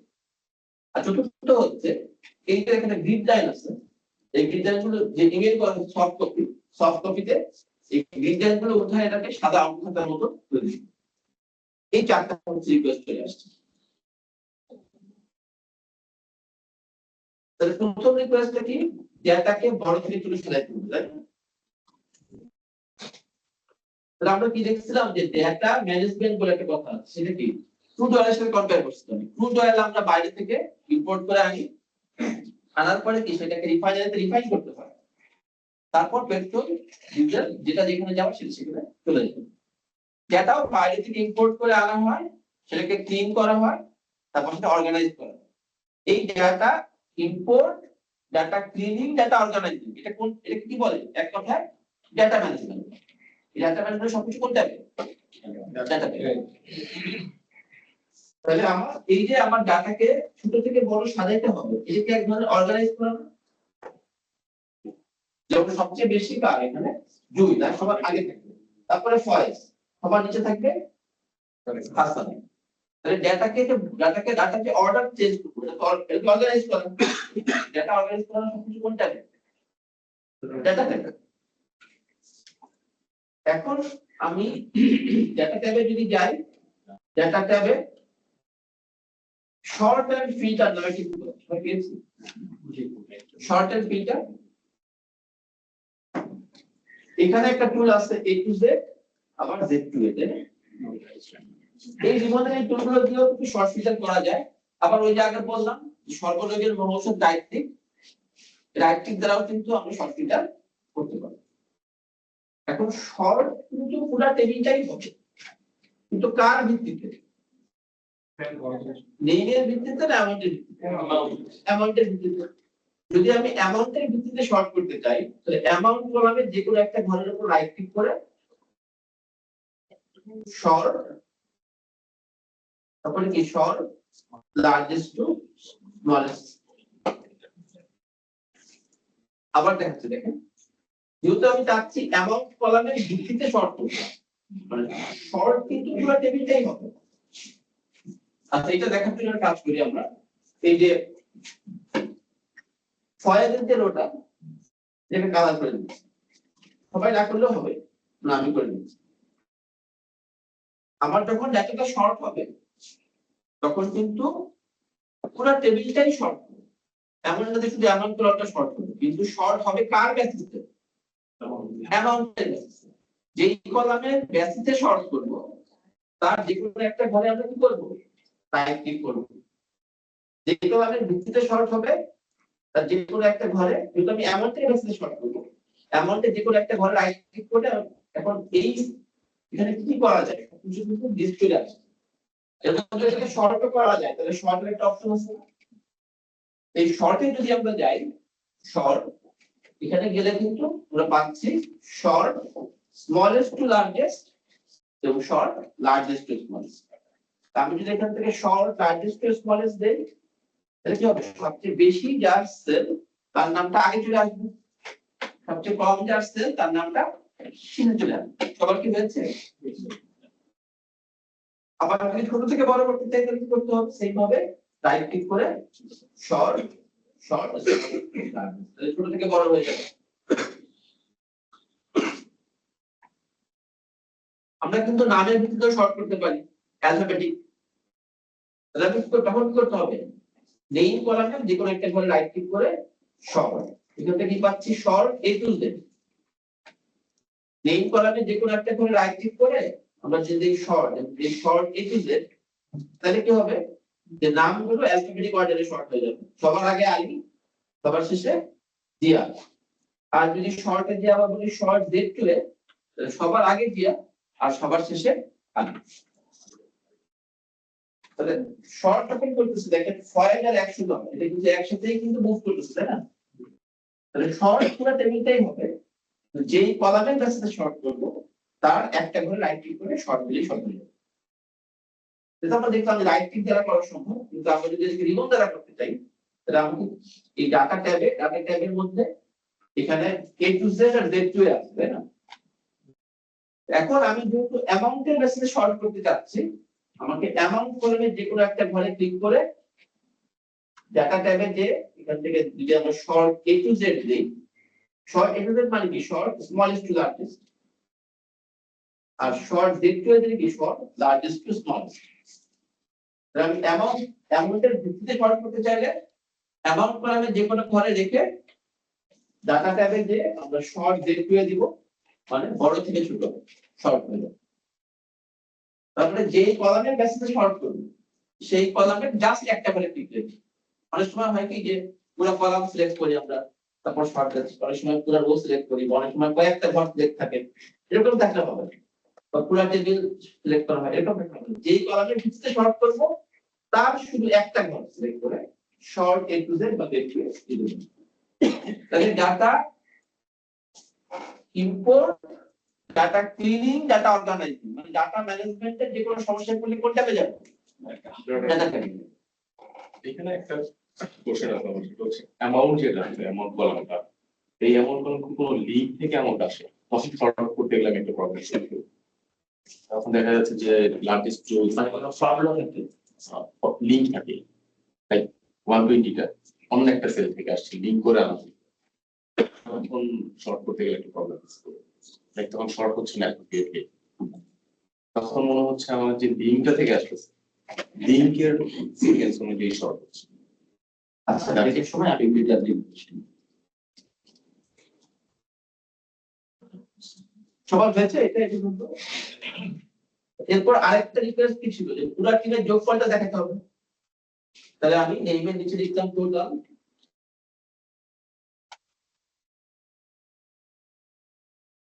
এখন এই জায়গাটায় আমার এই 5 জনের অ্যামাউন্টের যোগফল নামাইতে হবে, তাই না? এই জন্য একটা সূত্র লাগবে, ফর্মুলা লাগবে। আর ফর্মুলার সবকিছু কোনটা? Formula tab. তাহলে আমাকে এই ঘরটা সিলেক্ট করে চলে যেতে হবে ফর্মুলা ট্যাব। সবাই আসছে এখানে? এখানে ফর্মুলা ট্যাবে ফর্মুলার একটা এলিমেন্ট হচ্ছে ফাংশন। ফর্মুলার মধ্যে আবার নামও ইউজ করা যায়, কিন্তু নাম নিয়ে আমরা দেখি নাই। তারপর ফর্মুলাতে কোথায় ভুল সেটা অডিট করার জন্য ফর্মুলা অডিটিং আসছে। আবার ক্যালকুলেশন কিভাবে হবে তার অপশন এখান থেকে দেওয়া যায়। তো এগুলো সবই কিন্তু ফর্মুলা রিলেটেড। তো আমি এখন চাচ্ছি কি এই 5টা সেলের যোগফল এখানে আনার জন্য একটা সূত্র চাচ্ছি। এটার জন্য ফর্মুলাতে একটা সুন্দর টুল ছিল, নাম কি? অটো সাম। তাহলে আমি এই অ্যামাউন্টের টোটালের ঘরটায় ক্লিক করে অটো সামে যদি ক্লিক করি তাহলে কি হবে, আমার একটা ফর্মুলা লেখা হয়ে যাবে। সাম ফর্মুলা লেখা হয়ে গেছে। এবার আমরা কন্ট্রোল এন্টার দিই, তাহলে এটা এন্টার হবে। পুরো টিমের যোগফল চলে আসছে। সবার আসছে? এখন এখানে বর্ডারও দেওয়া দরকার। তাহলে আমরা কন্ট্রোল এ দিয়ে সিলেক্ট করে অল্টারনেট দিয়ে দ্বারা বর্ডার দিয়ে দিই। এবং এই দুইটা ঘরকে আবার বোল্ড করে দিতে হবে।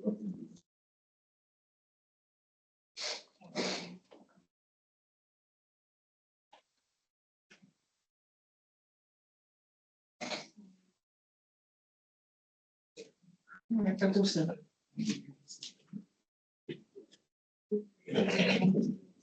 বর্ডার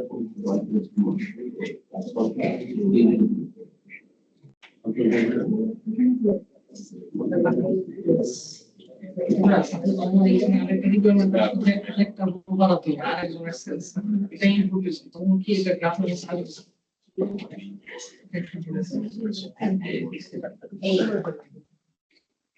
যদি আমরা প্রিভিউ করে দিতে হবে, প্রিভিউ আমরা দেখব একটু পরে। তখন হচ্ছে নিচে রো আসছে, চারটে উপরে ইনফরমেশন আসছে।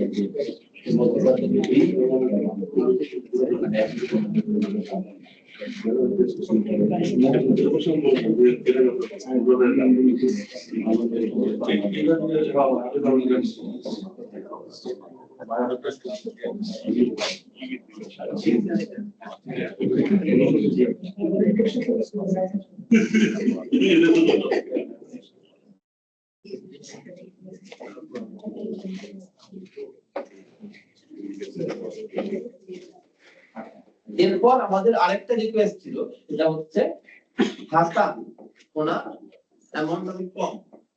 এটা কেন কম তার একটা নোট বা কমেন্ট দিতে হবে। তো এই ক্ষেত্রে রাইট ক্লিক কাজ করবে। আমি ধরুন এই 10 এর উপর রাইট ক্লিক করে আমি এখানে কিন্তু পাবো নিউ কমেন্ট বা নিউ নোট।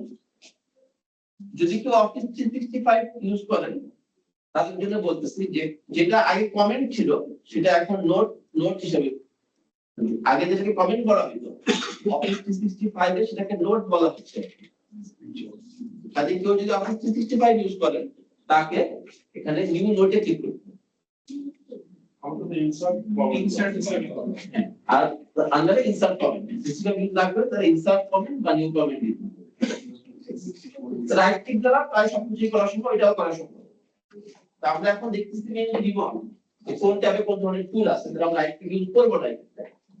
তাহলে আমরা হচ্ছে এই যে কমেন্ট সাধারণত সবচেয়ে বেশি তার ইউজ কোথায়, যে আমি একটা ফাইল তৈরি করছি আমার কলিগ যাতে এটা বুঝতে পারে সবাই, তাই না? মানে কমেন্ট বা নোটের একটা বড় ইউজ কি, যে আমি যেটা কাজ করছি এই কাজটাতে আরেকজন সহজে বুঝতে পারে। তাহলে এটা কি কয়েকজন ইউজারের মধ্যে কোলাবোরেশনের জন্য একটা হেল্পফুল জিনিসটা? তাহলে এই ইউজারদের মধ্যে সমন্বয় সাধন, এটা কোন ট্যাবের উদ্দেশ্য? রিভিউ ট্যাবের উদ্দেশ্য। কোলাবোরেশন হচ্ছে রিভিউ ট্যাবের উদ্দেশ্য। তাহলে কমেন্টটা কোন ট্যাবে থাকা স্বাভাবিক? রিভিউ ট্যাবে থাকা স্বাভাবিক। তাহলে আমি যদি রিভিউ ট্যাবে যাই, রিভিউ ট্যাবে একটা গ্রুপই আছে কমেন্টস, আচ্ছা না? এখানে আমরা নিউ কমেন্টে ক্লিক করতে পারি। আগে সিলেক্ট করতে হবে ওটাকে, আপনারা যে টেবিল সেটা সিলেক্ট করে নিউ কমেন্টে ক্লিক করতে পারি। তাহলে কমেন্ট লেখার জায়গা দিয়ে দিব। আমি আবার 365 ইউজ করলে নিউ নোটে যেতে হবে, নিউ নোট 365 ইউজ করলে নিউ নোটে যেতে হবে। আর 365 যদি না হয়, যেমন অফিস 21, এক্সেল 21 বা এক্সেল 16 বা 19 যদি কারো হয়, তাহলে তাকে হচ্ছে নিউ কমেন্টে ক্লিক করলে এই জিনিসটা আসবে কমেন্ট লেখার জায়গা। তো এখানে আমরা লিখতে পারি, ধরেন হি ওয়াজ অ্যাপ্রোচ, এই উদাহরণ লিখলাম।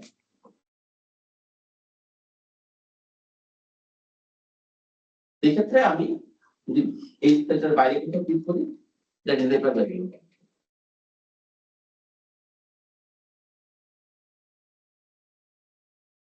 কমেন্ট ছাড়া এখানে আর কি আছে? ধরেন এই কমেন্ট ছাড়া এই রিভিউ ট্যাবে আর কি আছে? প্রোটেকশন। যখন একই ফাইল অনেক মানুষ ইউজ করে, তখন অনেক সময় ফর্মুলা কেউ ভুলে মুছে ফেলতে পারে। যেটা মুছে ফেললে কি পুরো টিমের জন্য এটা একটু হ্যাসেল হয়ে যাবে। এই কারণে কে কতটুকু অ্যাক্সেস পাবে সেটা আমরা প্রোটেকশন দ্বারা নিয়ন্ত্রণ করতে পারি। ফর্মুলা গুলো কেউ বুঝতে পারবে না, এটা হচ্ছে আমরা প্রোটেকশন ইউজ করতে পারি। এটা সবচেয়ে বেশি কখন লাগে? যখন অনেকজন মানুষ একটা ফাইলের সাথে ইনভলভ থাকে। একই ফাইল যখন অনেক মানুষ ইউজ করে, বা আমি রিপোর্ট তৈরি করলাম, এটা আরেকজন ভিউ করতেছে বা আরেকজন সেটা ডাটা এন্ট্রি করতেছে, এই ধরনের যখন ক্ষেত্র হয়, তখন হচ্ছে আমরা প্রোটেকশন বেশি অ্যাপ্লাই করি, প্রোটেকশন সেক্ষেত্রে বেশি লাগে। এটা কোলাবোরেশনের ক্ষেত্রে হেল্পফুল একটা টুল। এজন্য এটা কোন ট্যাবে আছে? প্রোটেকশনটা রিভিউ ট্যাবে আছে। তাহলে রিভিউ ট্যাবের উদ্দেশ্য হচ্ছে collaboration and final revision. Review ট্যাবের উদ্দেশ্য কোলাবোরেশন এন্ড ফাইনাল রিভিশন। আর শেষ একটা টুল, সেটা হচ্ছে শেষ একটা ট্যাব, সেটা হচ্ছে ভিউ ট্যাব। আমাদের আরেকটা রিকোয়েস্ট ছিল, সেটা হচ্ছে এই যে এখানে গ্রিড লাইন আছে, গ্রো কলামের দাগগুলো আছে, এই গ্রিড লাইনটা তুলে দিয়ে আপনি সাদা অক্ষতার মতো করবেন। তাহলে আমাদের কোন ট্যাবে যেতে হবে? হ্যাঁ, ভিউ ট্যাবে। এই ট্যাবে আছে, কারণ অনেক টুল একাধিক ট্যাবে থাকে। এটা ভিউ ট্যাবে আমরা যাচ্ছি। সফট কপিতে আমি গ্রিড লাইন দেখাবো না। সফট কপির ভিউ কোন ট্যাবের উদ্দেশ্য? ভিউ ট্যাবের উদ্দেশ্য। তাহলে ভিউ ট্যাবে যে ভিউ ট্যাবের শো গ্রুপ আছে, শো গ্রুপ হয়েছে, শো গ্রুপে যে গ্রিড লাইনটা অন করা আছে, টিক মার্ক দিয়ে এটা অফ করে দিন। যদি আমরা গ্রিড লাইনটাকে অফ করে দেই, তাহলে হচ্ছে লো কালারের দাগ আর দেখাবে না, মানে গ্রিড লাইন গুলো আর দেখাবে না, সাদা আবহাওয়ার মতো হয়ে যাবে। সবার হয়েছে? ইলেকট্রনিক ভিউটা কেমন দেখাবে সেটা আমরা কন্ট্রোল করতে পারি ভিউ ট্যাবে। তাহলে আমরা কি দেখলাম যে আমাদের 7টা ট্যাব, মানে এটা একটা স্টোরি বললাম, যে স্টোরি বা একটা অ্যাক্টিভিটি করলাম, যে অ্যাক্টিভিটির মধ্যে আমরা 7টা ট্যাবের পারপাস আলোচনা করলাম, যাতে আমার একটু ছবিটা মনে রাখতে সুবিধা হয়। ফরম্যাটিং এর যে কোনো সমস্যায় পড়লে কোন ট্যাবে যাব? হোম ট্যাবে। যেমন border, bold, italic, alignment, number formatting, colour, এগুলো সব আছে হোম ট্যাবে। নতুন কোনো অবজেক্ট যেমন চার্ট আনবো, এখানে সেখানে এগুলো তো সেই, তাই না? সেই বানানো হয়েছে, এটা তো একটা স্ক্রিনশট, ছবি, পিকচার, সেটা আনা হয়েছে। নতুন যে কোনো অবজেক্ট, সেটা পিকচার হোক, শেপ হোক, চার্ট হোক, নতুন যে কোনো অবজেক্ট আনতে গেলে কোন ট্যাবে যেতে হবে? ইনসার্ট ট্যাবে। প্রিন্টিং হার্ড কপিতে কেমন দেখাবে সেটা চিত্রদের কোথায় যেতে হবে? পেজ ট্যাবে। ফর্মুলাতে কোনো সমস্যা পড়লে formula. Data import, data cleaning, data organising কোন ট্যাবে? ডাটা ট্যাবে। কোলাবোরেশন এন্ড ফাইনাল রিভিশন কোন ট্যাবে? রিভিউ ট্যাবে। আর সফট কপিতে কেমন দেখাবে, ইলেকট্রনিক ভিউতে কেমন হবে সেটা এই 7টা ট্যাবের উদ্দেশ্যটা মনে রাখা যায়। এই জন্য একটা গল্প আমরা অ্যাক্টিভিটি আমরা করি।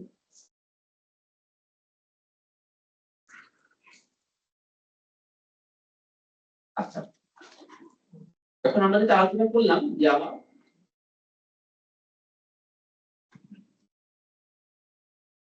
যে পেজ লেআউট ট্যাব আর ভিউ ট্যাবের মধ্যে একটু পার্থক্য, তাই না? এই জিনিসটা একটু ভালো করে বোঝার জন্য আমরা আরেকটা শিটে যাব।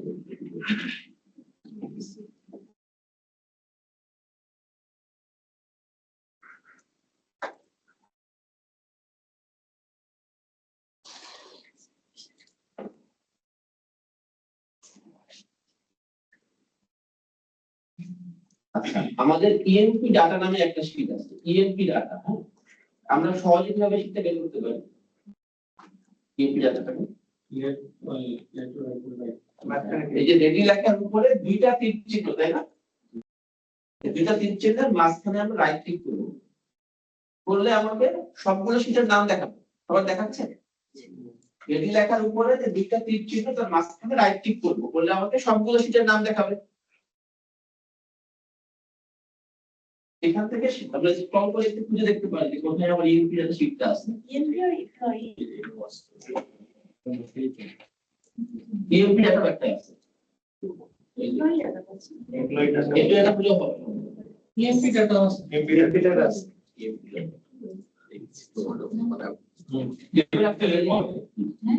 টেবিল স্ট্যান্ডার্ড পড়ে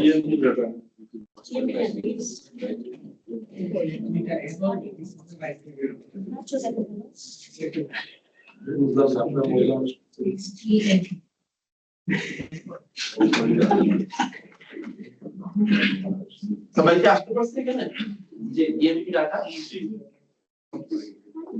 আচ্ছা, আমরা বর্ডার দিই, প্রথমে কন্ট্রোল এ দিয়ে সিলেক্ট করলাম, তারপর অল্টার এ দিয়ে দ্বারা বর্ডার দিয়ে দেব।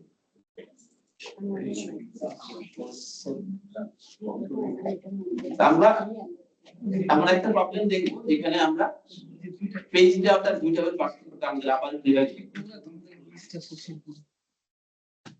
প্রথমত আমি ধরেন এটাকে প্রিন্ট করব, তাহলে আমি যদি কন্ট্রোল পি দিই তাহলে কোনো সমস্যা হচ্ছে কি? কন্ট্রোল পি দিলে কোনো সমস্যা দেখতে পাচ্ছি? অনেক সমস্যা। মানে আমার এখানে এই লোকেশন কলাম পর্যন্ত প্রিন্টে আসছে, কিন্তু জেন্ডার স্ট্যাটাস প্রিন্টে আসছে না, তাই না? আচ্ছা, আমরা আরেকটা কাজ করি, এই যে হেডিংটা আছে নেম থেকে স্ট্যাটাস পর্যন্ত সিলেক্ট করব কিভাবে? এখানে নেম থেকে স্ট্যাটাস পর্যন্ত সিলেক্ট করব, তাই না? তাহলে স্টার হবে কি, নেম থেকে প্রথমে স্টার সেল সিলেক্ট করলাম B3, এবার শিফট টেপে K3 মানে স্ট্যাটাস ক্লিক করলাম, তাহলে নেম থেকে স্ট্যাটাস পর্যন্ত সিলেক্ট সকাল হচ্ছে। এটা এভাবে সিলেক্ট করলাম, এটা একটা ওয়ে।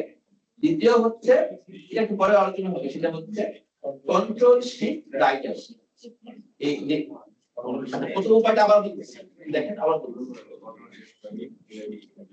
আমার B3 থেকে নেম থেকে স্ট্যাটাস পর্যন্ত সিলেক্ট করতে হবে। প্রথমে আমি নেম এর ঘরটাকে প্রথমে সিলেক্ট করলাম, নেমটাকে প্রথমে সিলেক্ট করলাম, এবার কিবোর্ডে শিফট চেপে আমি স্ট্যাটাসে ক্লিক করতে হবে। তাহলে এটা হচ্ছে আমার স্টার্ট সেল আর এটা হচ্ছে আমার এন্ড সেল। তাহলে প্রথমে স্টার্ট সেল ক্লিক করলাম, তারপর কিবোর্ডে শিফট চেপে এন্ড সেল সিলেক্ট করলাম। সবাই সিলেক্ট করতে পারছি? এভাবে সিলেক্ট করা যেতে পারে। আমি এটা একদম কালার দিব, এই কারণে সিলেক্ট করতে পারছি। দ্বিতীয় কি করা যায়, প্রথমে আমি নেমের উপর ক্লিক করলাম, control shift right arrow, B3 করে ক্লিক করে কন্ট্রোল শিফট রাইট অ্যারো দিব, তাহলে B3 থেকে K3 পর্যন্ত সিলেক্ট হয়ে যাবে। এভাবে সিলেক্ট করতে পারি। সিলেক্ট করে আমরা ধরুন এখানে একটা ফিল কালার অ্যাপ্লাই করব। যাক, আমাদের যেটা বিষয় সেটা হচ্ছে আমাদের ডাটা শেষ কলামটার নাম কি? স্ট্যাটাস।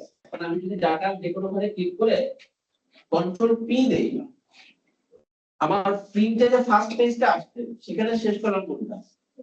লোকেশন। আমার দুইটা কলাম কিন্তু প্রিন্টে আসে নাই, এটা আমাদের জন্য একটা সমস্যা, তাই না? আমরা যদি এখানে আরো দেখি যে আমি যদি এখানে পরের পেজগুলোতে যাই, তাহলে আমরা দেখবো যে এক পর্যায়ে কিন্তু ওই দুইটা কলাম আসছে,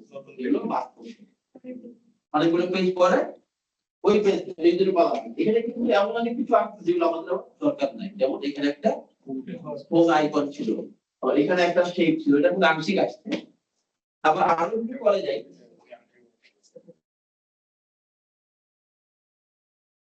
ওই শেপের বাকি অংশটা একদম লাস্ট পেজে চলে আসছে। তাহলে আমি স্কেপ দেখে থেকে বোঝা গেলাম আমি চাচ্ছি কি প্রথমত আমার এই টেবিলের বাইরে আমি আর কিছু প্রিন্ট করতে চাই না। এই টেবিলটার বাইরে আমি আর কিছু এই পাশে সেইভাবে প্রিন্ট করতে চাই না। তাহলে আমি কি করতে পারি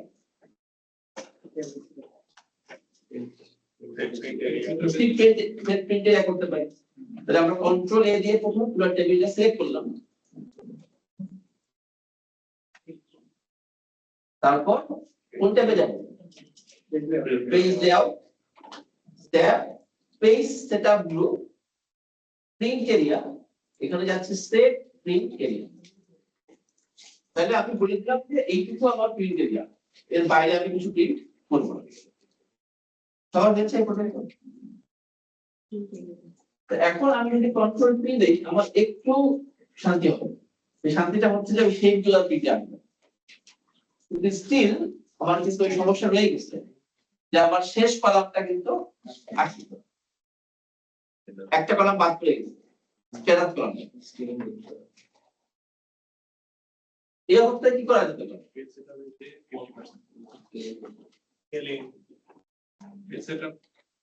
এখানে কয়েকটা কাজ করা যায়। একটা হচ্ছে ছোট আকারে প্রিন্ট করা, স্কেল দিয়ে ছোট করা। দ্বিতীয় হচ্ছে একটা উপায় হচ্ছে কি যে আমি স্কেলটা 100% আছে এটাকে একটু ছোট করে দেয়া 90% করে দেয়া, এটা একটা ওয়ে হতে পারে। দ্বিতীয় একটা ওয়ে হতে পারে সেটা হচ্ছে যে উইথ, এটা অটোমেটিক আছে না, আমি যদি বলি যে উইথ হবে 1 পেজ, উইথটাকে আমি এখান থেকে 1 পেজ করে দিই 1 পেজ, তাহলে এই পুরো প্রিন্টেরকে এক পৃষ্ঠার মধ্যে ধরা হবে। সেক্ষেত্রে আমি কন্ট্রোল পি দিলে দেখবো যে স্ট্যাটাস কলামটা আসে। প্রথম আমি আবার বলছি স্কেলে এই যে পেজ লেআউট ট্যাবে স্কেল টু ফিট এখান থেকে বললাম উইথ 1 পেজ। উইথ অটোমেটিক মানে এক্সেল ডিসাইড করবে কতটুকু প্রিন্ট করবে। আর আমি যদি উইথটাকে 1 পেজ বলে দিই তাহলে আমার পুরো প্রিন্ট এরিয়াটাকে একটা পৃষ্ঠাতে ধরাতে হবে। সেক্ষেত্রে আমার স্ট্যাটাস কলামটা চলে আসছে, তাই না? এটা আমার কিন্তু একটু ছোট হয়ে গেছে, ছোট সাইজে হয়ে গেছে না। আমি তো এটা চাচ্ছি না, আমি উইথ 1 পেজ না করে আমি এটা অটোমেটিক করতে পারি। কিন্তু আরেকটা উপায় আছে যেটা হচ্ছে আমি মার্জিনটা একটু কমাই দিতে পারি। এর মার্জিন আছে তো, মার্জিন তো এখানে আসতে হচ্ছে, মার্জিন আসতে হচ্ছে এখানে নরমাল যেটা আমি ন্যারো করে দিতে পারি, তাইলেও হয়তো বা আমার এই কলামটা চলে আসতে পারে। আরেকটা কাজ করা যায় সেটা হচ্ছে অনেক সময় যখন ডাটার মধ্যে কলাম বেশি থাকে তখন আমরা যেটা করতে পারি এটাকে ল্যান্ডস্কেপে প্রিন্ট করতে পারি। আমি সেটাই করবো, আমি হচ্ছে পেজ লেআউট ট্যাবে এই ওরিয়েন্টেশন থেকে এটাকে করে দিচ্ছি landscape. Page layout tab orientation করে দিলাম ল্যান্ডস্কেপ। এবার যদি কন্ট্রোল পি দেই তাহলে আমরা দেখব যে আমার স্ট্যাটাস কলাম পর্যন্ত প্রিন্টে আসছে। সবার কি হয়েছে এটা? এখন সবার আসছে তো পর্যন্ত। এখন হচ্ছে এইখানে জায়গা অনেক বাকি, বড় করা যায়। তাহলে সেক্ষেত্রে স্কেপ দিয়ে আমি এখানে এই যে স্কেল যেটা আছে স্কেলটা আমি ধরেন এটা 110 বা 120 দিয়ে লিখতে পারি, যে 120% দিয়ে দিতে পারি। 120% দিলে তখন কিন্তু আমার একটু বড় ফন্টে প্রিন্ট হয়েছে এবং সবগুলো কলাম প্রিন্টে চলে আসছে। উইথ অটোমেটিক আছে না, উইথ অটোমেটিক।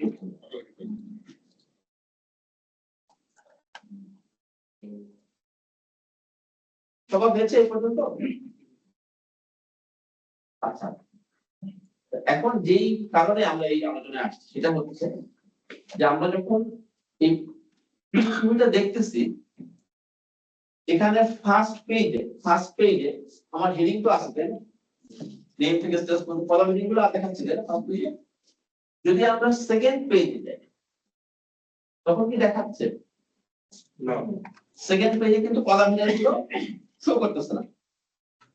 তবে থার্ড পেজেও শো করতেছে, তাই না? ধরতে একই অবস্থা, কিন্তু ফার্স্ট পেজেই কলাম হেডার দেখাচ্ছে। আমি যদি সেকেন্ড বা থার্ড পেজে যাই তখন কলাম হেডার পাচ্ছি আমরা।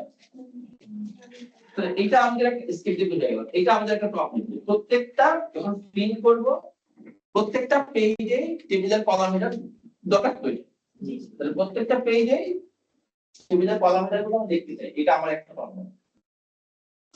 আরেকটা প্রবলেম সেটা হচ্ছে আমি যখন স্ক্রল করে নিচে নামতেছি, যে এখানেও একটা ডেট এখানেও একটা ডেট, কোন ডেটটা কোন কলাম সেটা কিন্তু আমরা উপরে যে দেখতে পাবো, এটা একটা কষ্টকর বিষয় না? তাহলে আমি চাচ্ছি কলাম হেডার গুলো কি আমাদের সামনে দৃশ্যমান থাকে, কলাম হেডার গুলো যাতে মানে আমি যখন স্ক্রল করবো, ওই যে বরফ পানির সময় বরফ দিলে কি হইতো, সে আর মুভ করতে পারতো না, যখন বরফ পানি খেলা করতে আপনি বরফ দিলে সে ফ্রিজ হয়ে যেত না, ফ্রিজ হয়ে গেলে সে কি নজর করতে পারতো? তা আমি ধরেন এই হেডার ওটাকে ফ্রিজ করে দিই, তাহলে সে আর মুভ করতে পারবে না, সবসময় ভিজিবল থাকে। তাহলে দুইটা সমস্যা, একটা হচ্ছে স্ক্রল করলে হেডার হারায় যাচ্ছে, একটা সমস্যা, স্ক্রল করলে হেডারটা আমি দেখতে পাচ্ছি না। আর দ্বিতীয় সমস্যা কি, প্রিন্ট করলে হেডার আসছে না। দুইটাই টেবিলের হেডার নিয়ে সমস্যা। এখন এই দুইটা প্রবলেমের একটা প্রবলেম হচ্ছে পেজ লেআউট থেকে সলভ হবে, একটা হচ্ছে ভিউ ট্যাব থেকে সলভ হবে। তুমি বলতে পারবে যে কোনটা কোনটা থেকে সলভ হবে? পেজ লেআউট থেকে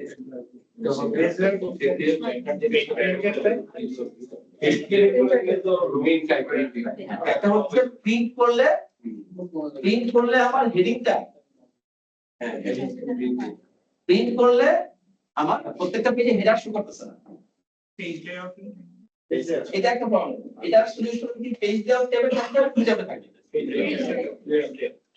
পেজ লেআউট ট্যাবে থাকবে, কারণ হার্ড কপিতে কেমন দেখাবে সেটা আমরা কন্ট্রোল করতে পারি কোন ট্যাব থেকে, পেজ লেআউট।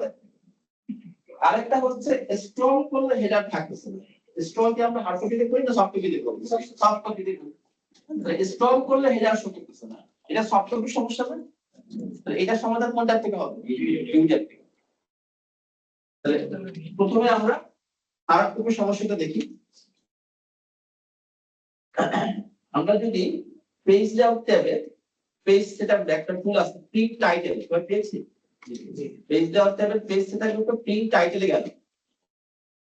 এই প্রিন্ট টাইটেল আসলে টেবিলের কলাম হেডার, তারপরে পেজের হেডার ফুটার এগুলো কন্ট্রোল করার জন্য এই প্রিন্ট টাইটেলে আসবে। তাহলে হেডার ফুটার দিতে গেলে এখানে অপশন আছে। আবার আমার ফার্স্ট ফটোটা আমি সবসময় ভিজিবল রাখবো, প্রত্যেকটা পেজে দেখাবো, তো সেটার জন্য এখানে আছে। তো এইখানে আমার অনেকগুলো tab, page, margin, header, footer and sheet. শীটের মধ্যে একটা আছে rows to repeat at top, সবাই পেয়েছি? আমি বেসিক্যালি আসলে চাচ্ছি কি প্রত্যেকটা পেজে 3 নাম্বার রোটাকে রিপিট করতে চাচ্ছি না, আর ফার্স্ট পেজেও 3 নাম্বার রো শো করবে, সেকেন্ড পেজেও 3 নাম্বার রো শো করবে, থার্ড পেজেও, প্রত্যেকটা পেজে আমি 3 নাম্বার রোটাকে রিপিট করতে চাচ্ছি না। তাহলে আমার যেটা করতে হবে এই রোজ টু রিপিট এট টপ এর এই বক্সে ক্লিক করতে হবে। এই বক্সে ক্লিক করলাম, রোজ টু রিপিট এট টপ এর বক্সে ক্লিক করলাম, তবে করেছি করে আমরা এই যে 3 নম্বরটা সিলেক্ট করে দেব। এই তিনের উপরে যদি মাউস কার্সরটা হোভার করি, এই অ্যারোটা হচ্ছে ডান দিকে একটা মানে একটা হরাইজন্টাল অ্যারো হয়ে যাবে। এটা এই অবস্থায় যদি আমি ক্লিক করি তাহলে 3 নম্বরটা সিলেক্ট হয়ে গেল। সবাই করতে পারবে সিলেক্ট? তখন এখানে চলে আসছে $$3 মানে 3 নাম্বার হবে, শর্টটা আসছে তাই না? এখন আমি যদি এবার ওকে দেই এবং এবার যদি কন্ট্রোল পি দেই, তাহলে 1 নাম্বার পেজে তো হেডার আগেও ছিল এখনো আছে। আমি সেকেন্ড পেজে গেলাম, এখানেও হেডার আছে, থার্ড পেজে গেলাম, এখানেও হেডার আছে। আমার প্রত্যেকটা পৃষ্ঠাতেই আমার টেবিলের হেডারটা রিপিট হচ্ছে। যেহেতু এটা প্রিন্টিং এর একটা সমস্যা, তাই আমরা সলভ করলাম কোন ট্যাব থেকে? এই ট্যাব থেকে। সবার সলভ হয়েছে এটা? আর সেকেন্ড হচ্ছে আমরা স্ক্রল করলে হেডারটা হারায় যাচ্ছে, এটা সমাধান করব। স্ক্রল অবশ্যই সফট কপিতে হবে, এটা হার্ড কপিতে স্ক্রল আসলে নেই, তাই না? তো স্ক্রল করলে হেডারটা ফ্রিজ থাকবে, এটার জন্য আমাকে যেতে হবে ভিউ ট্যাবে। যেহেতু সফট কপির সমস্যা, কোথায় যেতে হবে? ভিউ ট্যাবে যেতে হবে।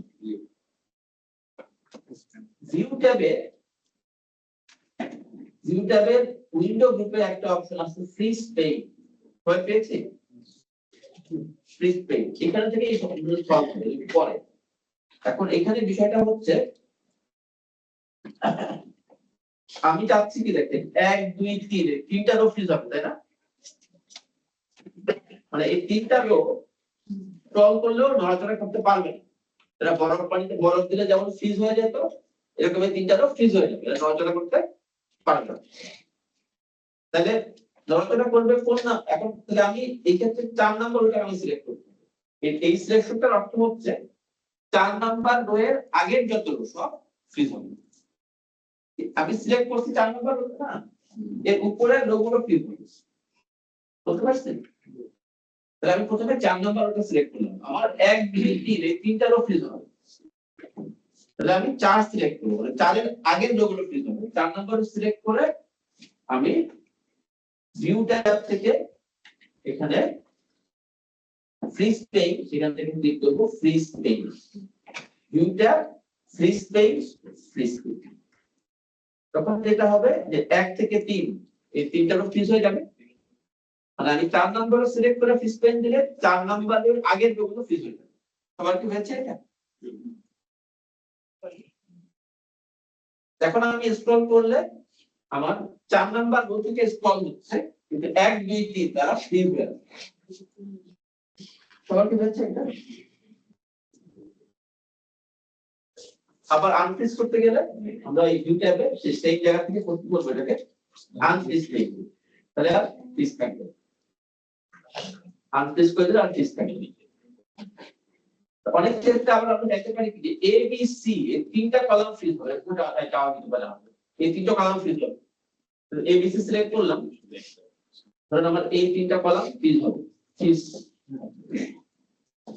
তাহলে আমি কোন কলামটা সিলেক্ট করতে হবে সেক্ষেত্রে ডি সিলেক্ট করতে হবে। ডি সিলেক্ট করা মানে হচ্ছে ডি এর আগের কলামগুলো ফ্রিজ হবে, যেই কলামটা সিলেক্ট করছে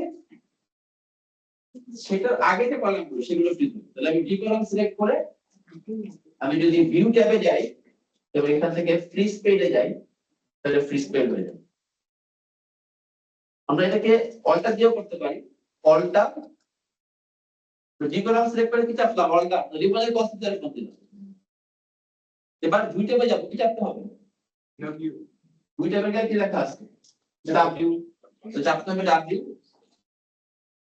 এরপর ফ্রি স্পেসে গিয়ে কি লেখা আছে এফ, ফ্রি স্পেসে কি লেখা আছে এফ, তাই না? কি চাপবো তাহলে এফ, আবারও ফ্রি স্পেসে চাপলাম F, alt W F F, তাহলে ফ্রি স্পেস হয়ে যাবে। আমরা এটা এভাবে করতে পারি। তাহলে এই ডি কলাম সিলেক্ট করে যদি ফ্রি স্পেস দিচ্ছি, ডি এর আগের তিনটা কলাম ফ্রি হয়ে গেল। তোমরা কি হয়েছে? আবার আনফ্রিজ করতে গেলে আমরা ভিউ ট্যাব থেকে ফ্রি স্পেস আনফ্রিজ করে ফিক্স করতে পারি, অথবা alt W F F alt W F F. সবার হয়েছে?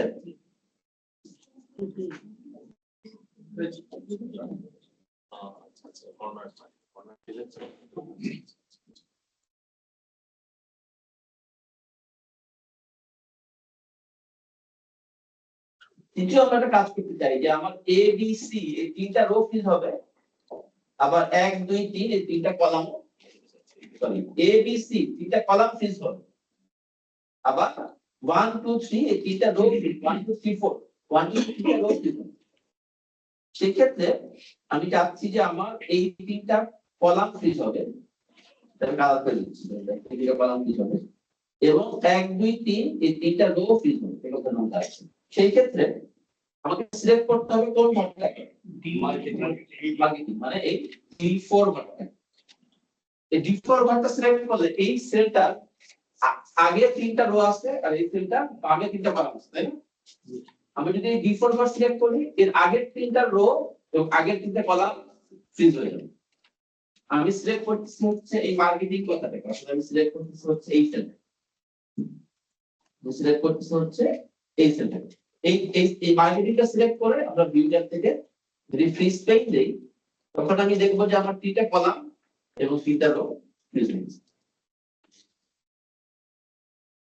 তো একটু হচ্ছে এটা আপনি এটাকে আবার ফ্রি স্পেস দিবেন।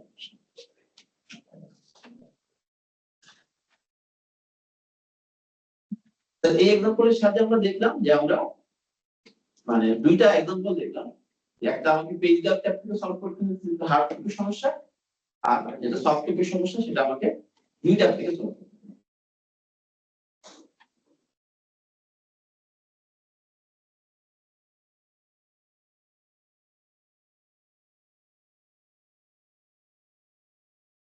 আমরা এরপরে এই ফাইলে ডাটা এন্ট্রি এন্ড ফরম্যাটিং আছে, আমরা কি সেদিকে যাবো নাকি আমরা পিভট